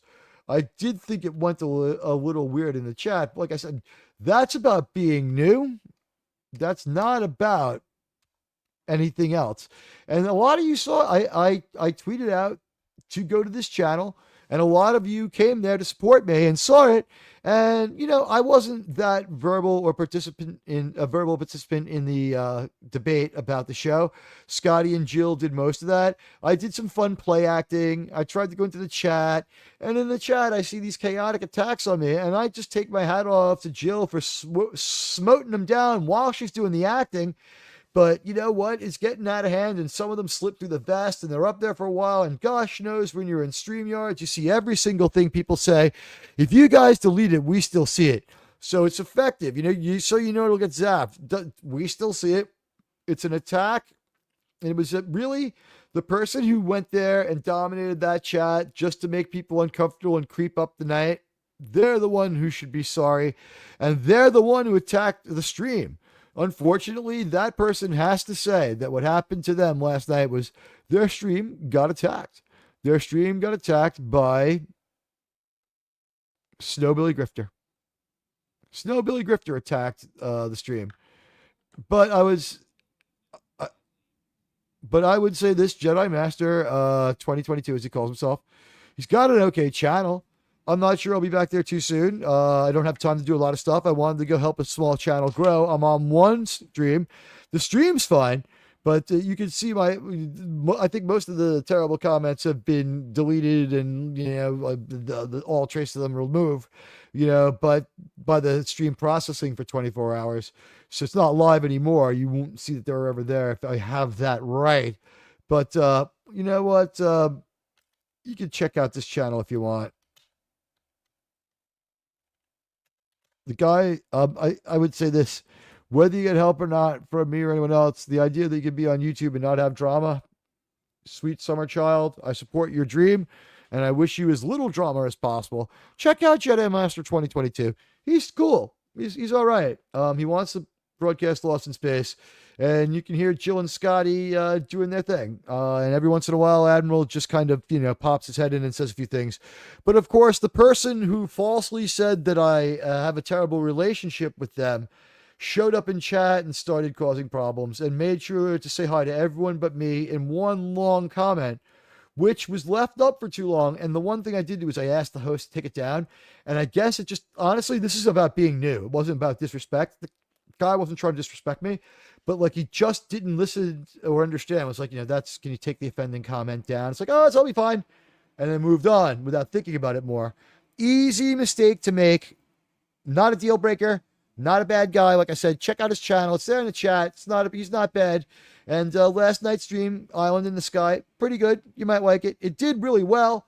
It's his most successful stream yet by a good deal because I think in part I promoted this and I was glad to help. But, you cannot expect to have the chat just take care of itself. You need either a mod or, to be present. You really have to have your head in a swivel doing this. I don't know how many times you hear my voice kind of seem to fade away. Not when I'm stupidly self-muted, but when you hear like me like this, like it sounds like my father away, what's actually happening is I'm dragging the microphone with me on its stand to swivel my head around, to look at another device, to check on X, to make sure that I'm caught up with that, because we don't get a lot of X comments, but when we do, people are fiercely angry if they have to wait. And they point out that there's a YouTube bias. Well, that's because YouTube is best at engagement. It's got problems, but in engagement, it is great. Engagement on YouTube is what they're best at. One video ends, another begins. You see choices at the end. If you don't make one, one gets made for you. There are videos ready to go. You can turn on a device as you go to sleep, and it will just give you talk radio style content all night, whatever your point of view. And God knows what you'll wake up listening to. The most horrific days is when I wake up and it's somehow cycled to some kind of news. The worst mornings is when I wake up hearing current events. I had a nightmare that the Mexican Navy attacked the Brooklyn Bridge, only to find out it was true. And by the way, sad about the loss of life on that. My heart goes out to the lost sailors. It was so sad. When I saw it hit the bridge, I thought I saw a couple of things falling from the top that looked human-sized, and I hoped that it wasn't true, but sadly it was. It was sadly true. And the Mexican Navy, it doesn't seem to be to blame aside from the fact that they didn't maintain their ship right. It was a training ship. Something went wrong. It clearly had lost power because the front end of the ship is the back end of the ship is the front end of the ship as far as the way it's moving. It's moving backwards. It's moving bow first. And then the Brooklyn Bridge was designed in a time of sail. So thank God it was almost tall enough or it would have been so much worse. But it starts snapping the sails off at the 133-foot mark. And the masts were 165 feet tall. So think about that. There are sailors strapped in this colliding, getting knocked over. Part of it hits the maintenance gondola under the bridge and starts that thing swinging back and forth. If that had fallen onto the ship, it would have cut it in half, and both halves would have sunk in the world's most dangerous river. A fall from 130 feet into the East River is absolutely unsurvivable. Absolutely unsurvivable. There is no way. You will hit that water far too messed up to fight that really turbulent, dangerous current while you're, you cannot break an arm and a leg hitting the water and then swim for your life. You're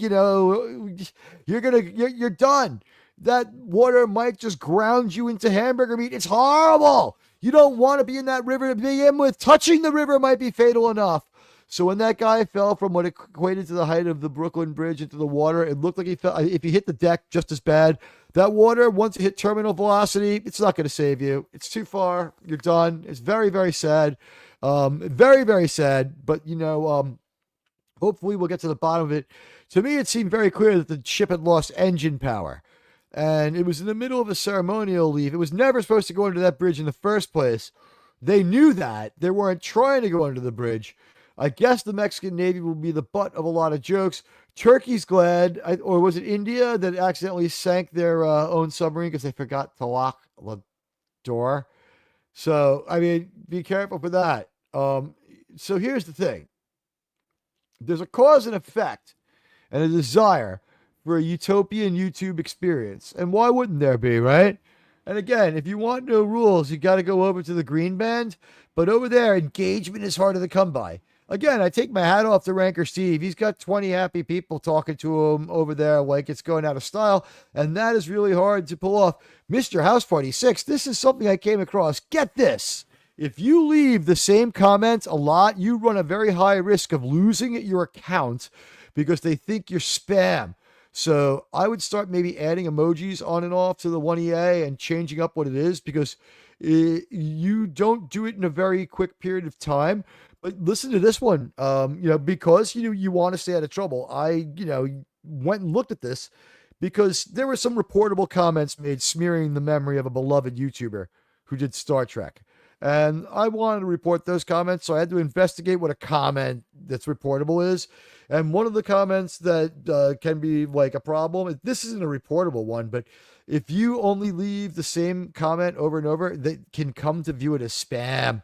So be careful. You can lose your YouTube account, and they won't really explain it. YouTube, once they make a ruling, it's final. It's final. It's arbitrary. You should hold off appealing it if they even offer you a chance to appeal, till you can talk to a human and get the best possible angle of appeal. Explain your situation and ask them what the appeal is, because if you try to go down the wrong appeal avenue, that'll blow up on you too.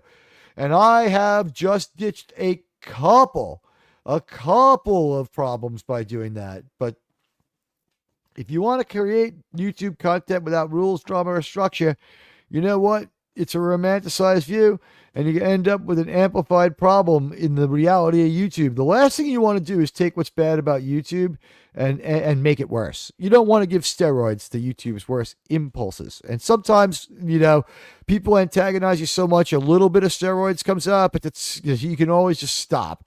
The reality of YouTube is far from an idyllic version. The platform's ecosystem is shaped by algorithms, audience behavior, and the inherent volatility of social media. It's aspiring creators who face these dynamic and compounding problems, right? So these are the things I came up with. Algorithmic disadvantage, for lack of a better term. Doing the best I can here. Seems the algorithm rewards consistency and engagement and adherence to guidelines. That one would seem to go without saying, right? You see people who post the same thumbnail over and over. Your show's going to die. Your show's going to be plateaued. It's going to do very poorly. You're not going to be able to do as well as a one-person show who does it correctly. There are more people in the audience of this show because of the fact that I am here solo than, say, a panel show that had 4 people, right? If you have a panel show with 4 people and you're doing 12, then you're tied with me. Maybe. All right. So exposure to toxicity is a real problem. All right. It's going to get to you. YouTube's comment sections are bad. Audience disconnection. You know what? They crave predictability and value unstructured content. While authentic, it can also feel aimless. People crave predictability and value, which is why when I monetize the streams after they're over, because if I cannot monetize or use AdSense. Yeah. Also, you know what, buddy? From now on, next time, and I'm going to try to always have subscriber mode like I have now, but next time someone says something about our friend Clobby, report it as hateful before you do anything else on my volition, on my instruction. It's on me, okay? Report accounts making hateful comments about Clobby as hateful. Report them as hateful. YouTube instructed me that that's the most effective way to get to the bottom of it. Then they start to triangulate on accounts that have common origin. So we're going to have a little bit of fun if anybody tries that again. But with any luck, I will never again forget to put on subscriber-only mode, which is another thing that puts me at a disadvantage. So the two disadvantages forced on me by whoever is cheering on, whoever is causing this interference: subscriber mode only, which drives down engagement, and having to put on the shows at the last minute after I think the person who's responsible is on air.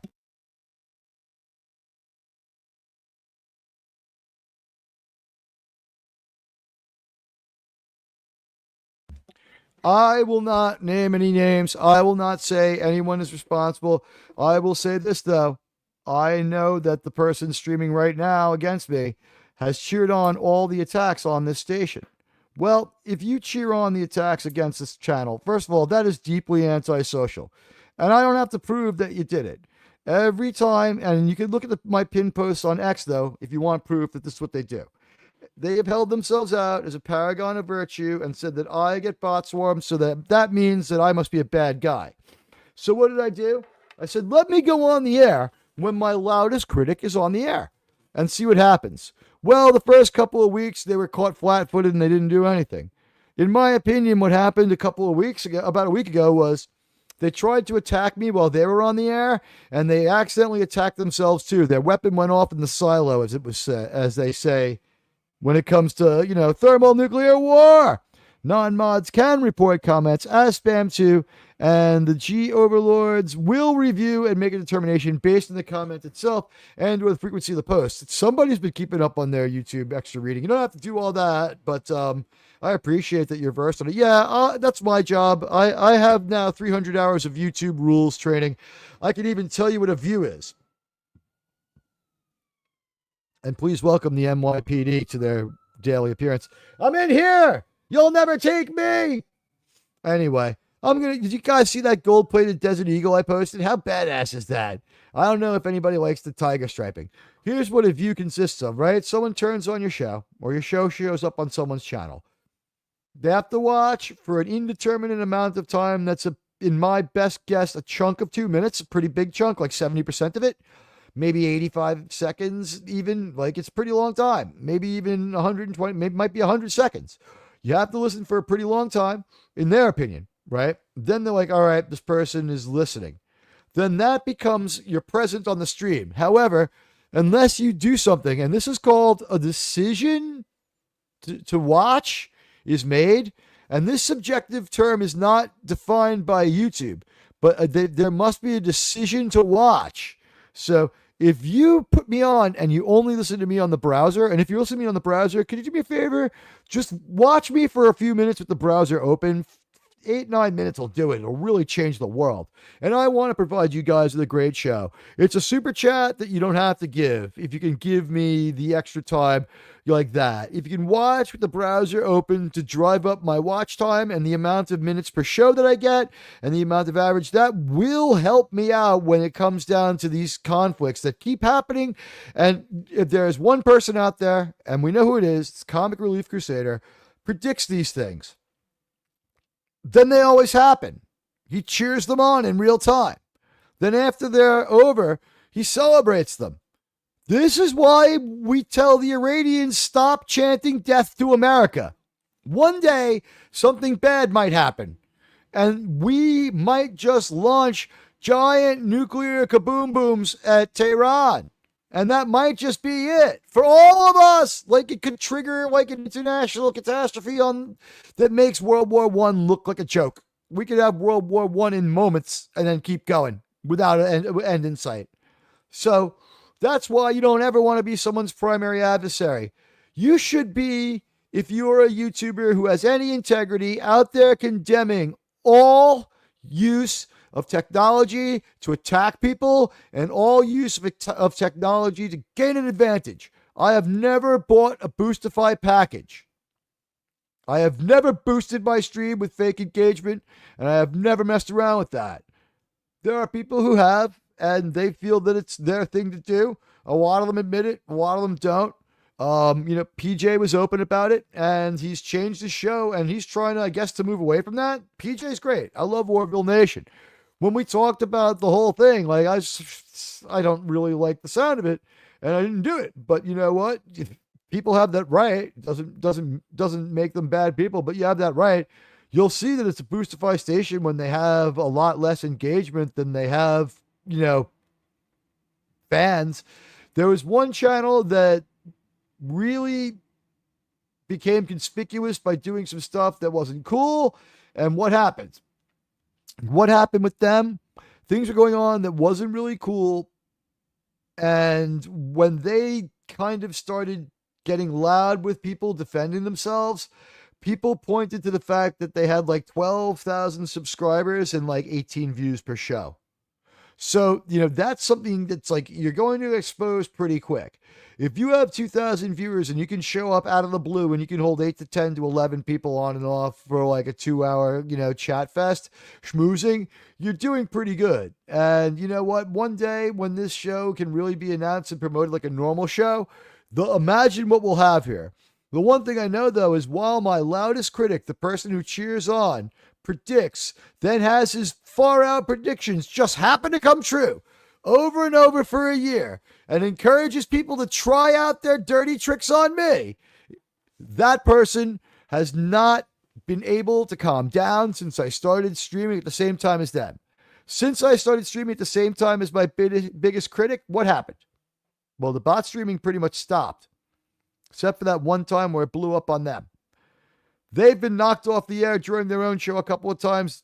My assumption is trying to launch it. I'm not there. I don't know. But I assume they're trying to launch their bot attack while live. Seems like they can't get the bot attack off live. The one time that they got it off live, they and I were attacked by the same bots. Also, there's a lot of people in my channel jail who we judge to be AIs interacting in a way that sounds like an AI on the chat of my competitor. So you know what? If anybody's going to be in trouble for calling me out, it's going to be because I come at you with my talent. And I have more talent than Snow Billy Grifter, okay? I just do. And I'm going to come out there and I'm going to take him and his panel on as far as ratings. Do what you will. This is my chosen time. I've been safer at this time and found a steady audience that's growing. So, you know what? You can't have a rule-free, drama-free, structure-free existence set up here. It just doesn't happen. The cause is naive on this platform. It leads to effects like invisibility, toxic backlash, and disengagement. And the worst of all, I guess, is policy violations because there's no coming back. Now, the decisions they made, if YT decides there's something wrong with you, they're like inarguable. They're inarguable. You cannot do it. If, the experience of Clownfish highlights the mean, petty, and selfish nature of social media interactions when they get this way. And anonymity emboldens trolls, self-fulfilling cycle of failure as you reject the tools needed to thrive. Look at the difference on Tony's channel since he got rid of the person who attacked people who gave them money. When people were giving Tony super chats, a jealous mod whose channel had failed, the failing jealous mod was attacking people who gave Tony money. Tony, not wanting to have any problems, let it go for a while. Then finally, a week ago, he got rid of that failing jealous mod, and things have been great. Well, actually, it's a month ago now. About a month ago, he got rid of him, and things have been a lot better for Tony. And you know what? His channel is kind of thriving. Sir, that was so controversial. Sir. It is a little bit controversial to take a slightly unpopular stand, but if you're willing to push through the bad times, if you decide to take the low road, it still remains. But once you get on the low road, forever will it dominate your YouTube destiny. If you want to take the high road, you might not see as many people, You might be lonely. You might be cut off from some collaboration. But you know what? At the end of the day, your channel will most likely, because some of us can't control what happens, you'll most likely still be okay. Another tip I would give everyone is don't use the email that you use to control your channel as the contact email, because people are going to send you like bad links to try to hijack your channel in that email. Never open those. Fuck those emails. But you know what? That's just the truth. How dare you? You know what? I didn't want to tell people, but there are people. I didn't want to be the messenger, but yeah, because people kill the messenger. But I feel like it's only fair to tell Almost you. got away with it, didn't you? No. I mean, I'm still going to be held accountable for these things that I did, just trying to help out other people. And no good deed goes unpunished, as we found out. Every time I tweet out that I'm live somewhere doing something, I immediately get jacked and attacked by Snowbilly Grifter, who just cannot capture an audience and cannot entertain and will not leave me alone. Anyway, in conclusion, aspiring YouTubers dream of a rule-free, drama-free, structure-free existence or set up for disappointment. The cause is a naive or idealistic view of the platform. Why structure and resilience are the only path? The belief that YouTube can be free-for-all ignores the platform's rule-bound reality. And it's competitive and filled with fucking drama, too. Creators who embrace structure and resilience fare better because they align with the algorithm, which no one can really say for sure, but, you know, they kind of align with the algorithm. If you're consistent and you have optimized, use of like the metadata and try to do something, figure out what's in the popular zeitgeist. So you're talking about something people find to be interesting. You're ahead of the game. Manage drama, moderation tools, clear community guidelines, and a tough mindset mitigate toxicity. When you have a panelist on who tells you that a comment that you have up is making them feel a little bit annoyed, and that comment was designed to micro-target them, and they say, could you please take the comment down? The worst mistake you could make is to tell them that the comment's great. They just think it's offensive and that they should enjoy it. Especially if you're, someone who's asked this person on your show to help you. I went there to help. And I understand how you can make that mistake. You're a little nervous. You just want everyone to get along. It's not going to be that way. I don't know. When you listen to last night's show from that channel, it's a good show. The guy did all right. He's trying to fulfill his vision. I got no problem with it. But you might find that it's a little cringe. Some of the parts were a little cringe, not because of him either, but a couple of arguments among other panelists who aren't Admiral Teague broke out. There's a couple of times when I was so confused by a couple of the other panelists' take that I just turned off my mic, walked away from my gamer chair, sat over on my couch and listened on my headphones, trying to augur things. But if you can navigate the rules, you're going to be better, but you got to understand the policies or you're going to get banned. It's unfortunate, but that's the way it is. All right. Let's talk about some other Streaming for Vengeance topics, and it's great to see everybody out there. I so appreciate this. We talked about Duster, Pedro Pascal. Every time we talk about Pedro Pascal, I like to open up by saying, did you guys in Hollywood know that Michael Pena has a phone as well? You can have a conversation on your telephone with actor Michael Pena, who is just as Latino as me and Pedro, all right? Just as Latino as me and Pedro.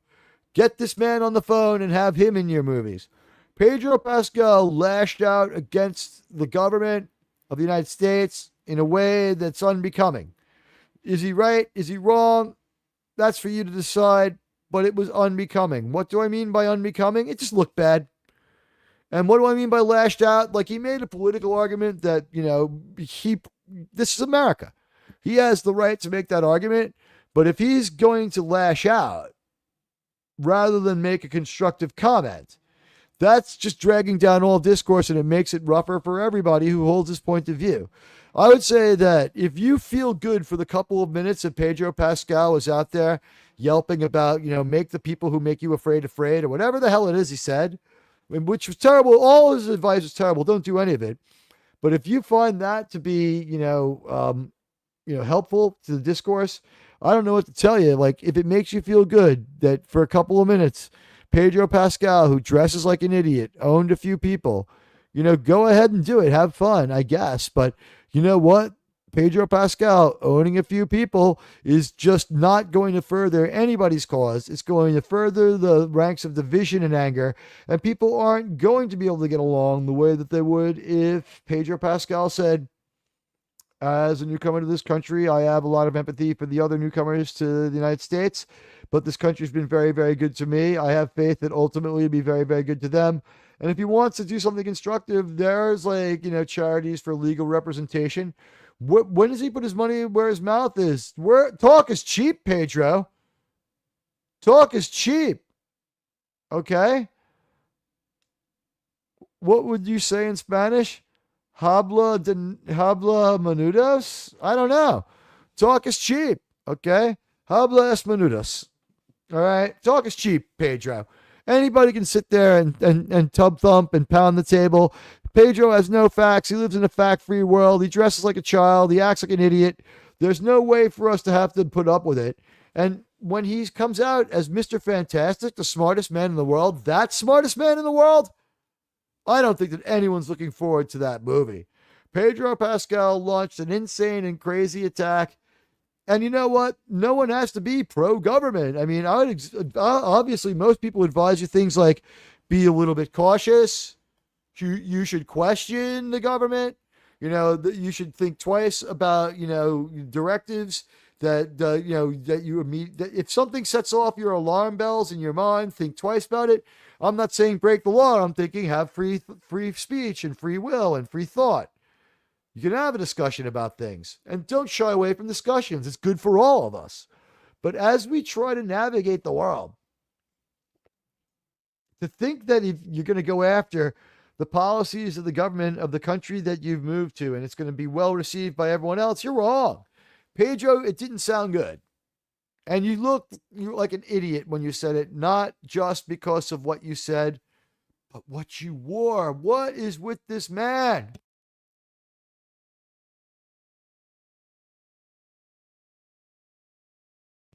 Pedro Pascal dresses like he's home alone and has the run of his own closet for the first time. He's just like, he had candy and sugar for breakfast, and now he's out of his mind, and he's going to start causing some problems and being wild. You know what? It's just the way it is. Pedro is kind of a wild man in the media, and he should really stop.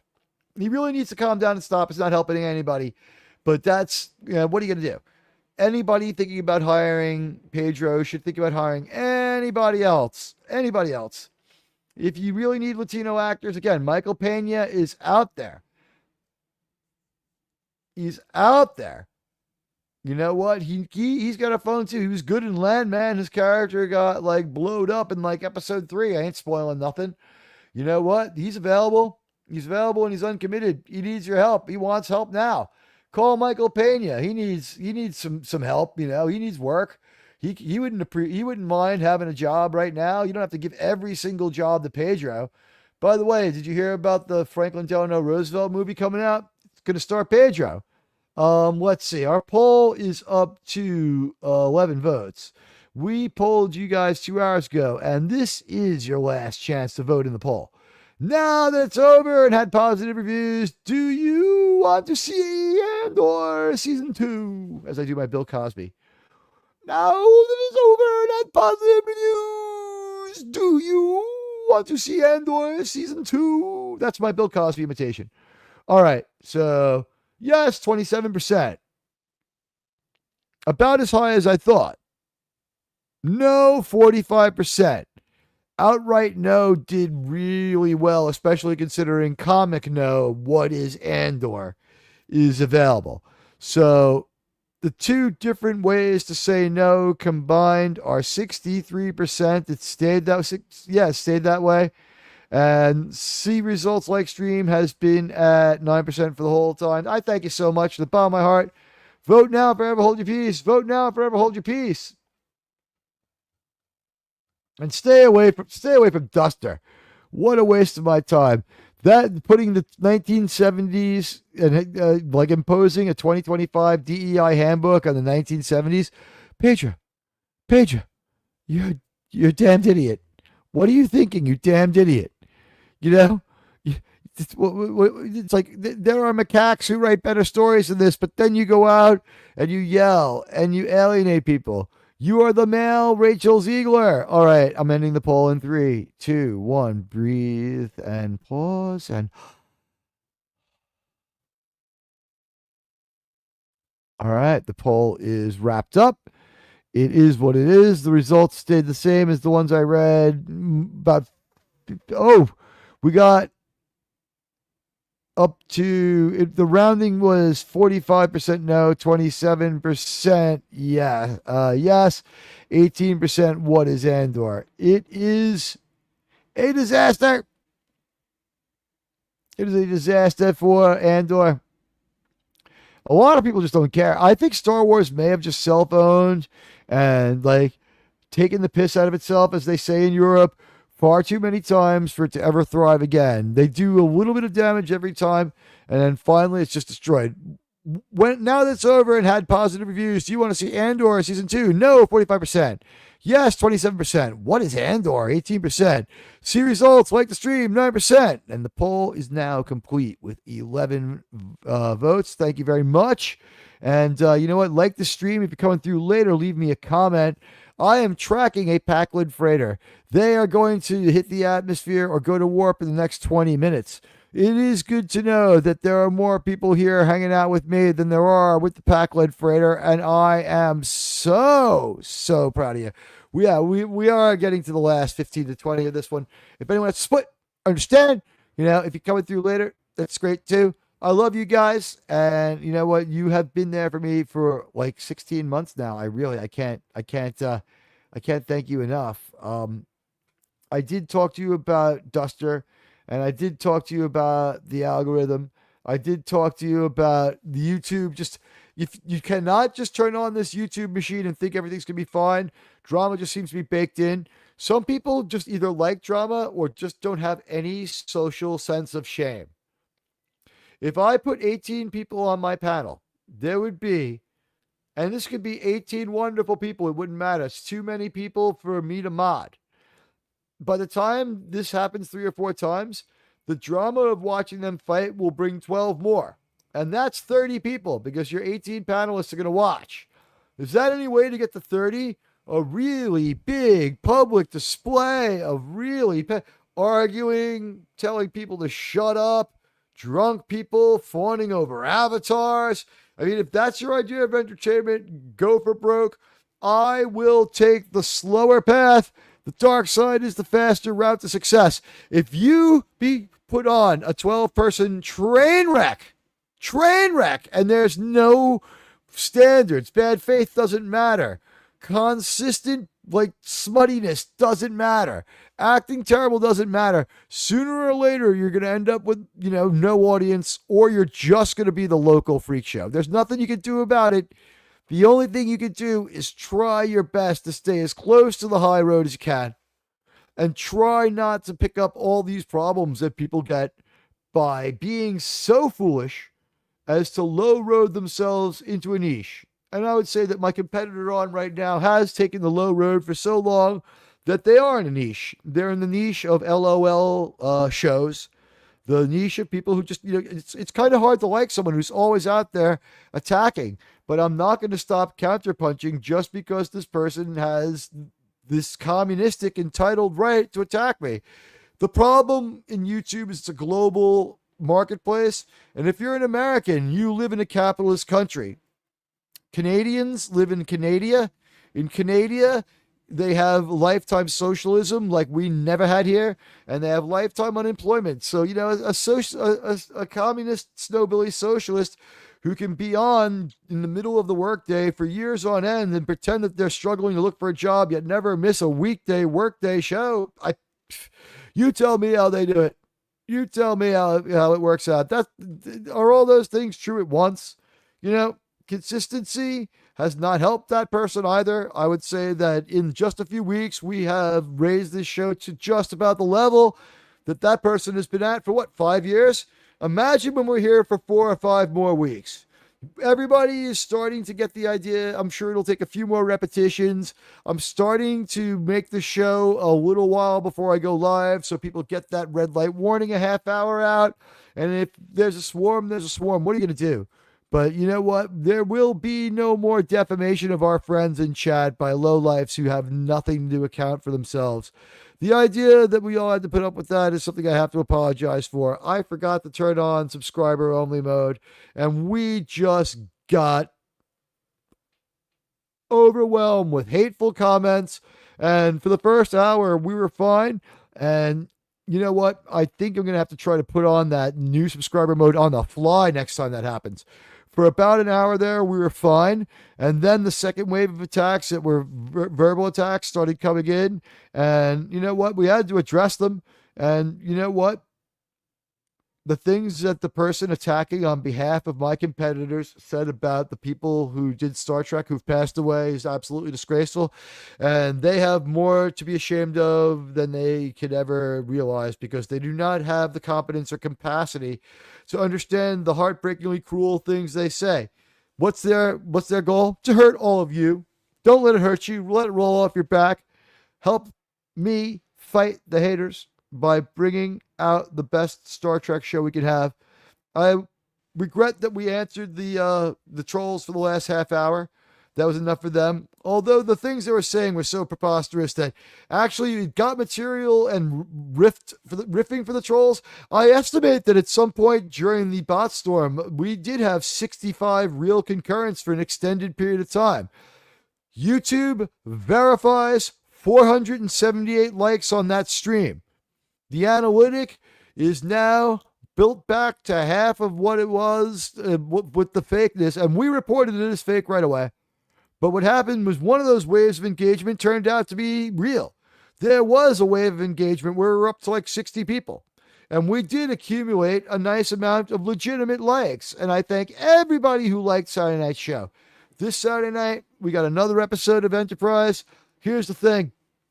Not a whole lot of science fiction left with Enterprise. Enterprise, from this point on, has some good stories that have some Star Trekishness to them. But from here on in, it's adventurous and space-ish and space adventure-ish, but it's not Star Trek space adventures. They may have told all the ones they could, or they may have just been too broke. There was a need for some kind of change or a break or some kind of infusion of new ideas. They did try to prime the pumps at the Xindi arc. It didn't quite work. They didn't get what they were hoping for from it, but they did try to prime the pumps. What are you going to do? It didn't work out. And also, it just becomes, in retrospect, if I, a huge Star Trek fan, cannot take the 9/11 analogy that is the Xindi arc, really, is a normie going to do it? Also, and here come the cops again. Oh no, this time it's the fire department. There's the FDNY, guys. In the time that it takes to get through the Xindi arc, we could be on to much better Star Trek.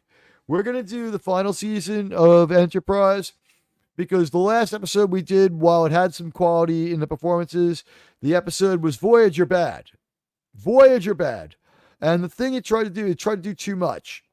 It tried to scare us with an enemy that was no longer scary and reuse several different things from Star Trek at the same time.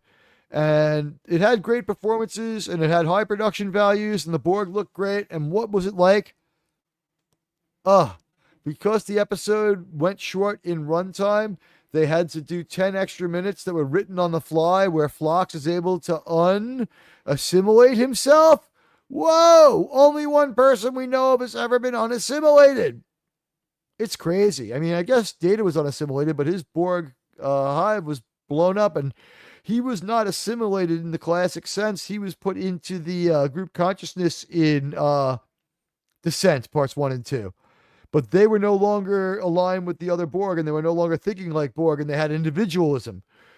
Also, he's in that collective that exists in Star Trek First Contact. Another thing that says that movie's a dream in the Nexus, when the Queen Borg dies, all the drones that don't get killed by other means just die anyway. We see a few of them blow up in their stalls.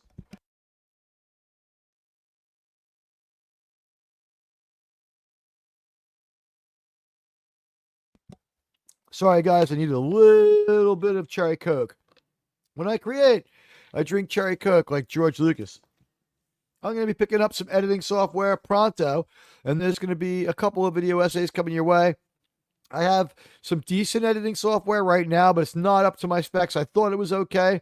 You always lose money saving money, but what are you going to do? I'm going to get myself some better editing software, and we have some Star Trek stuff coming your way that I think you'll enjoy. I think you'll find it fun. But you know what? That's coming up this weekend. Thursday night. Very good possibility I'll be on at 10 p.m. Hopefully, my pal Krimwan will be on with me, and that means we'll probably also have Radioactive. This show is one of the funniest shows of the week because Krimwan and Radioactive are rich. They mock me. They make fun of me. They put me down. It's fun. It's my own self-satire. And you know what? They also are very supportive and very mentoring. It's the fact that they have so much knowledge and know so much about so many things, computing, military, stuff like that, that I get so much value out of this fun conversation where it's old-fashioned ball busting, you know what I mean? And they're great, and we have a great time. You should come by and check that out. And in the meantime, if you could tweet this stream out off the browser, that always helps. That always helps establish that I'm here. And if you could furthermore, leave me a comment if you come through later or after I'm done. After I'm done, you hit refresh and you just go ahead and leave me a comment. I will answer it. Those comments really help me out. They help me grow. I don't know if there's anything to say about this Andor situation. I think they broke goodwill. I think they broke too much goodwill too many times for them to pull out anything. I think that they've fallen to complete this day. And the opposite, Doomcock said, of love is disinterest, and he's right. I can't wait to get to week 3 of Strange New Worlds. Well, I can wait till August, but I'm looking forward to week 3 of Strange New Worlds, where I'm going to challenge my pal Doomcock to take the poll again. And I'm going to see if my pal Doomcock can't take that poll again and see if Star Trek gets a better showing than 11%. And what I think the reason it got 11% was Admiral Teague is an eloquent defender of Star Trek. Imagine if Enterprise had occurred before TNG when Picard becomes Locutus, the Borg would win. Hey, Riker, assimilation is irreversible. Don't go overboard with something that might hurt Picard. Yeah, and this director was not Riker on this one.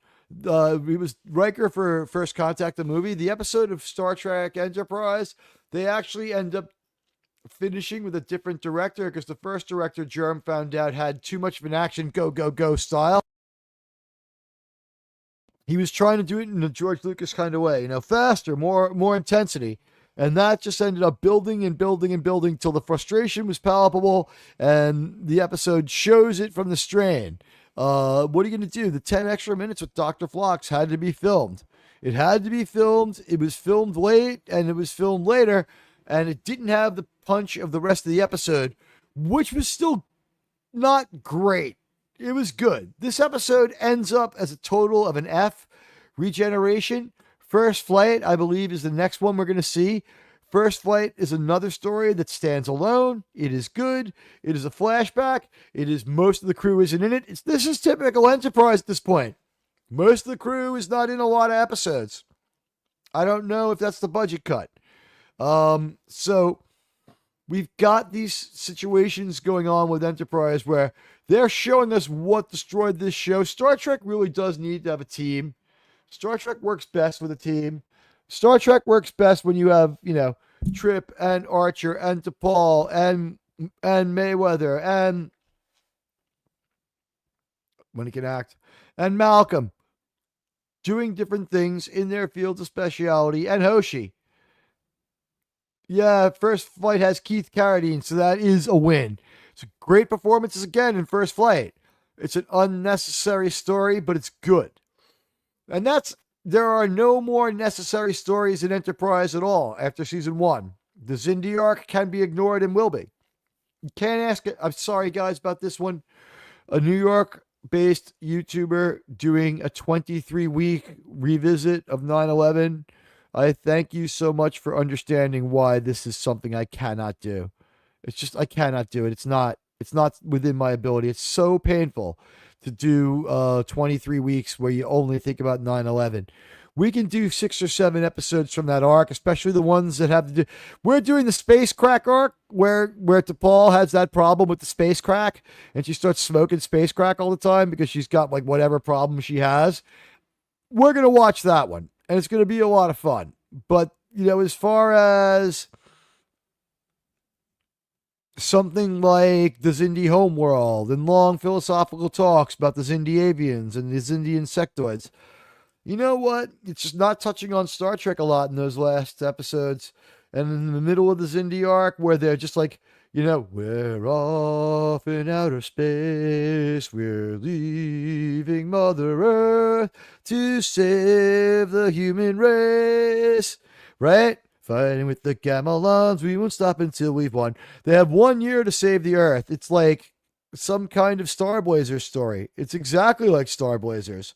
So, really, what are you going to do? They take this Star Blazers idea, and it's not totally all that Star Trek at all. It doesn't feel that Star Trek-y. They're out there freebooting on essentially a payback mission, and also it's a last chance mission. It's got elements of revenge in it, and it's not the best feeling Star Trek episode at all. It doesn't feel great. And like I said, it lacks a certain Trekishness. And those episodes, while they are their own good story, it's not a particularly Star Trek story. And yeah, I don't need to relive those days. I had friends die. I had friends die later from the toxic fumes and vapors. And you know what? I had to see it. I had to smell it. I had to live with it. And it's tough. Star Blazers, but at least has the wave motion gun. I agree. The wave motion gun, great piece of sci-fi. But it is like a one-shot super weapon. It's not quite a Death Star gun, but it will blow like 2 or 3 enemy ships out of the sky if you can line them up right. And you can do that in space, by the way. And, the Admiral's real good at that. Not this Admiral, the Admiral on the show. This Admiral would probably be good at it too if I had a wave motion gun. But you know what? Only JT and Germ are trained on the wave motion gun that we're installing one onto the Constellation. It'll have a wave motion gun soon enough. But you know what? That's part of the challenge of being a Star Blazer. And we'll see, better episodes to come. What I think is great is by the time we get to the holidays, Admiral Teague is going to be able to get to a point where we have the best of Star Trek.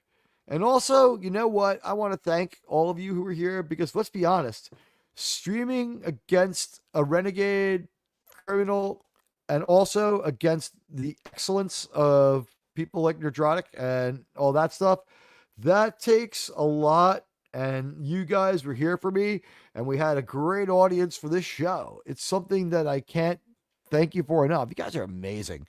All of you who are here for this show. And it's been a great weekday romp. OB2 was here for the longest time hanging out in this lunch break. Buddy Hepburn was modding and hanging out. We had Gap After Dark, whose prayers, was in everyone should just pray, keep your fingers crossed. Put a G in the chat. Well, he's not here now, but you get me. John the Beagle Dad's here. We thanking him. Mark Harkness, Miskatonic Madman. Buddy, did I miss anybody? Kyle Cullen, my pal. Kyle always leaves comments. He always comes through later. He time codes the comments. Fun stuff. It's great to answer him. And, Miskatonic, the problem with Andor is you don't even know when it's over. It's so slow and boring. So boring. So very boring. Was it the same last comment? It's the same last comment. Guys, I could do this all day. I love you. But one of the things I'm thinking of today is maybe coming back later on to get to my other fans on the other side of the world.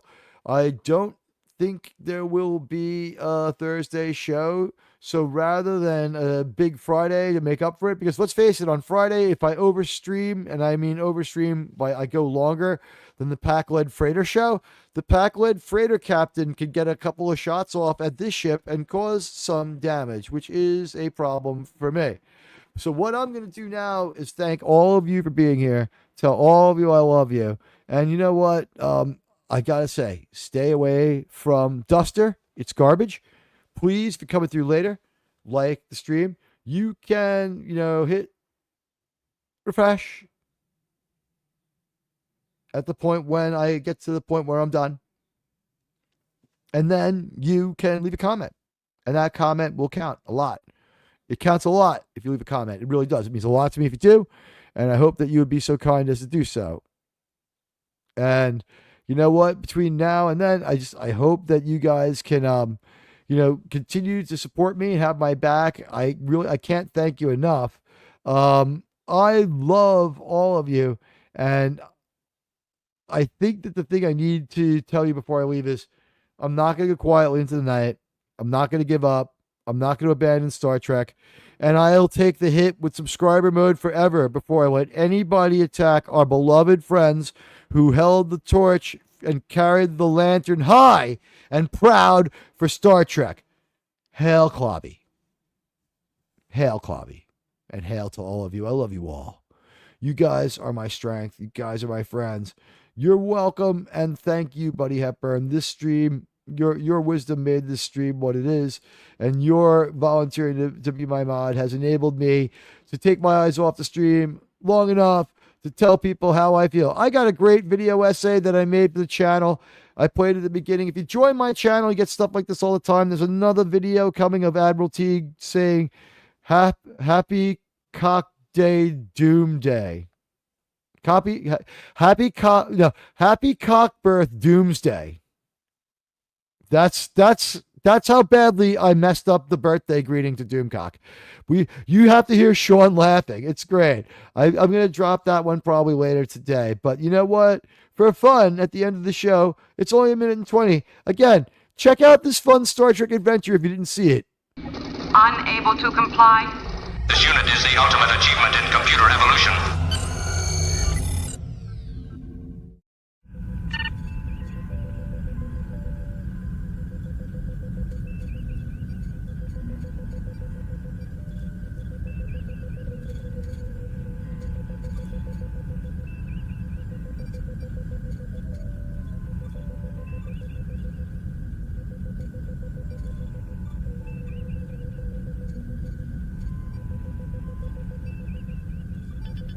Automatic defense procedures initiated.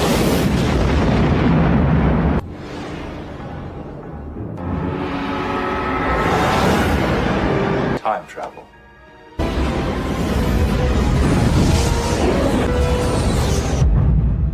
But if they changed history, why are we still here?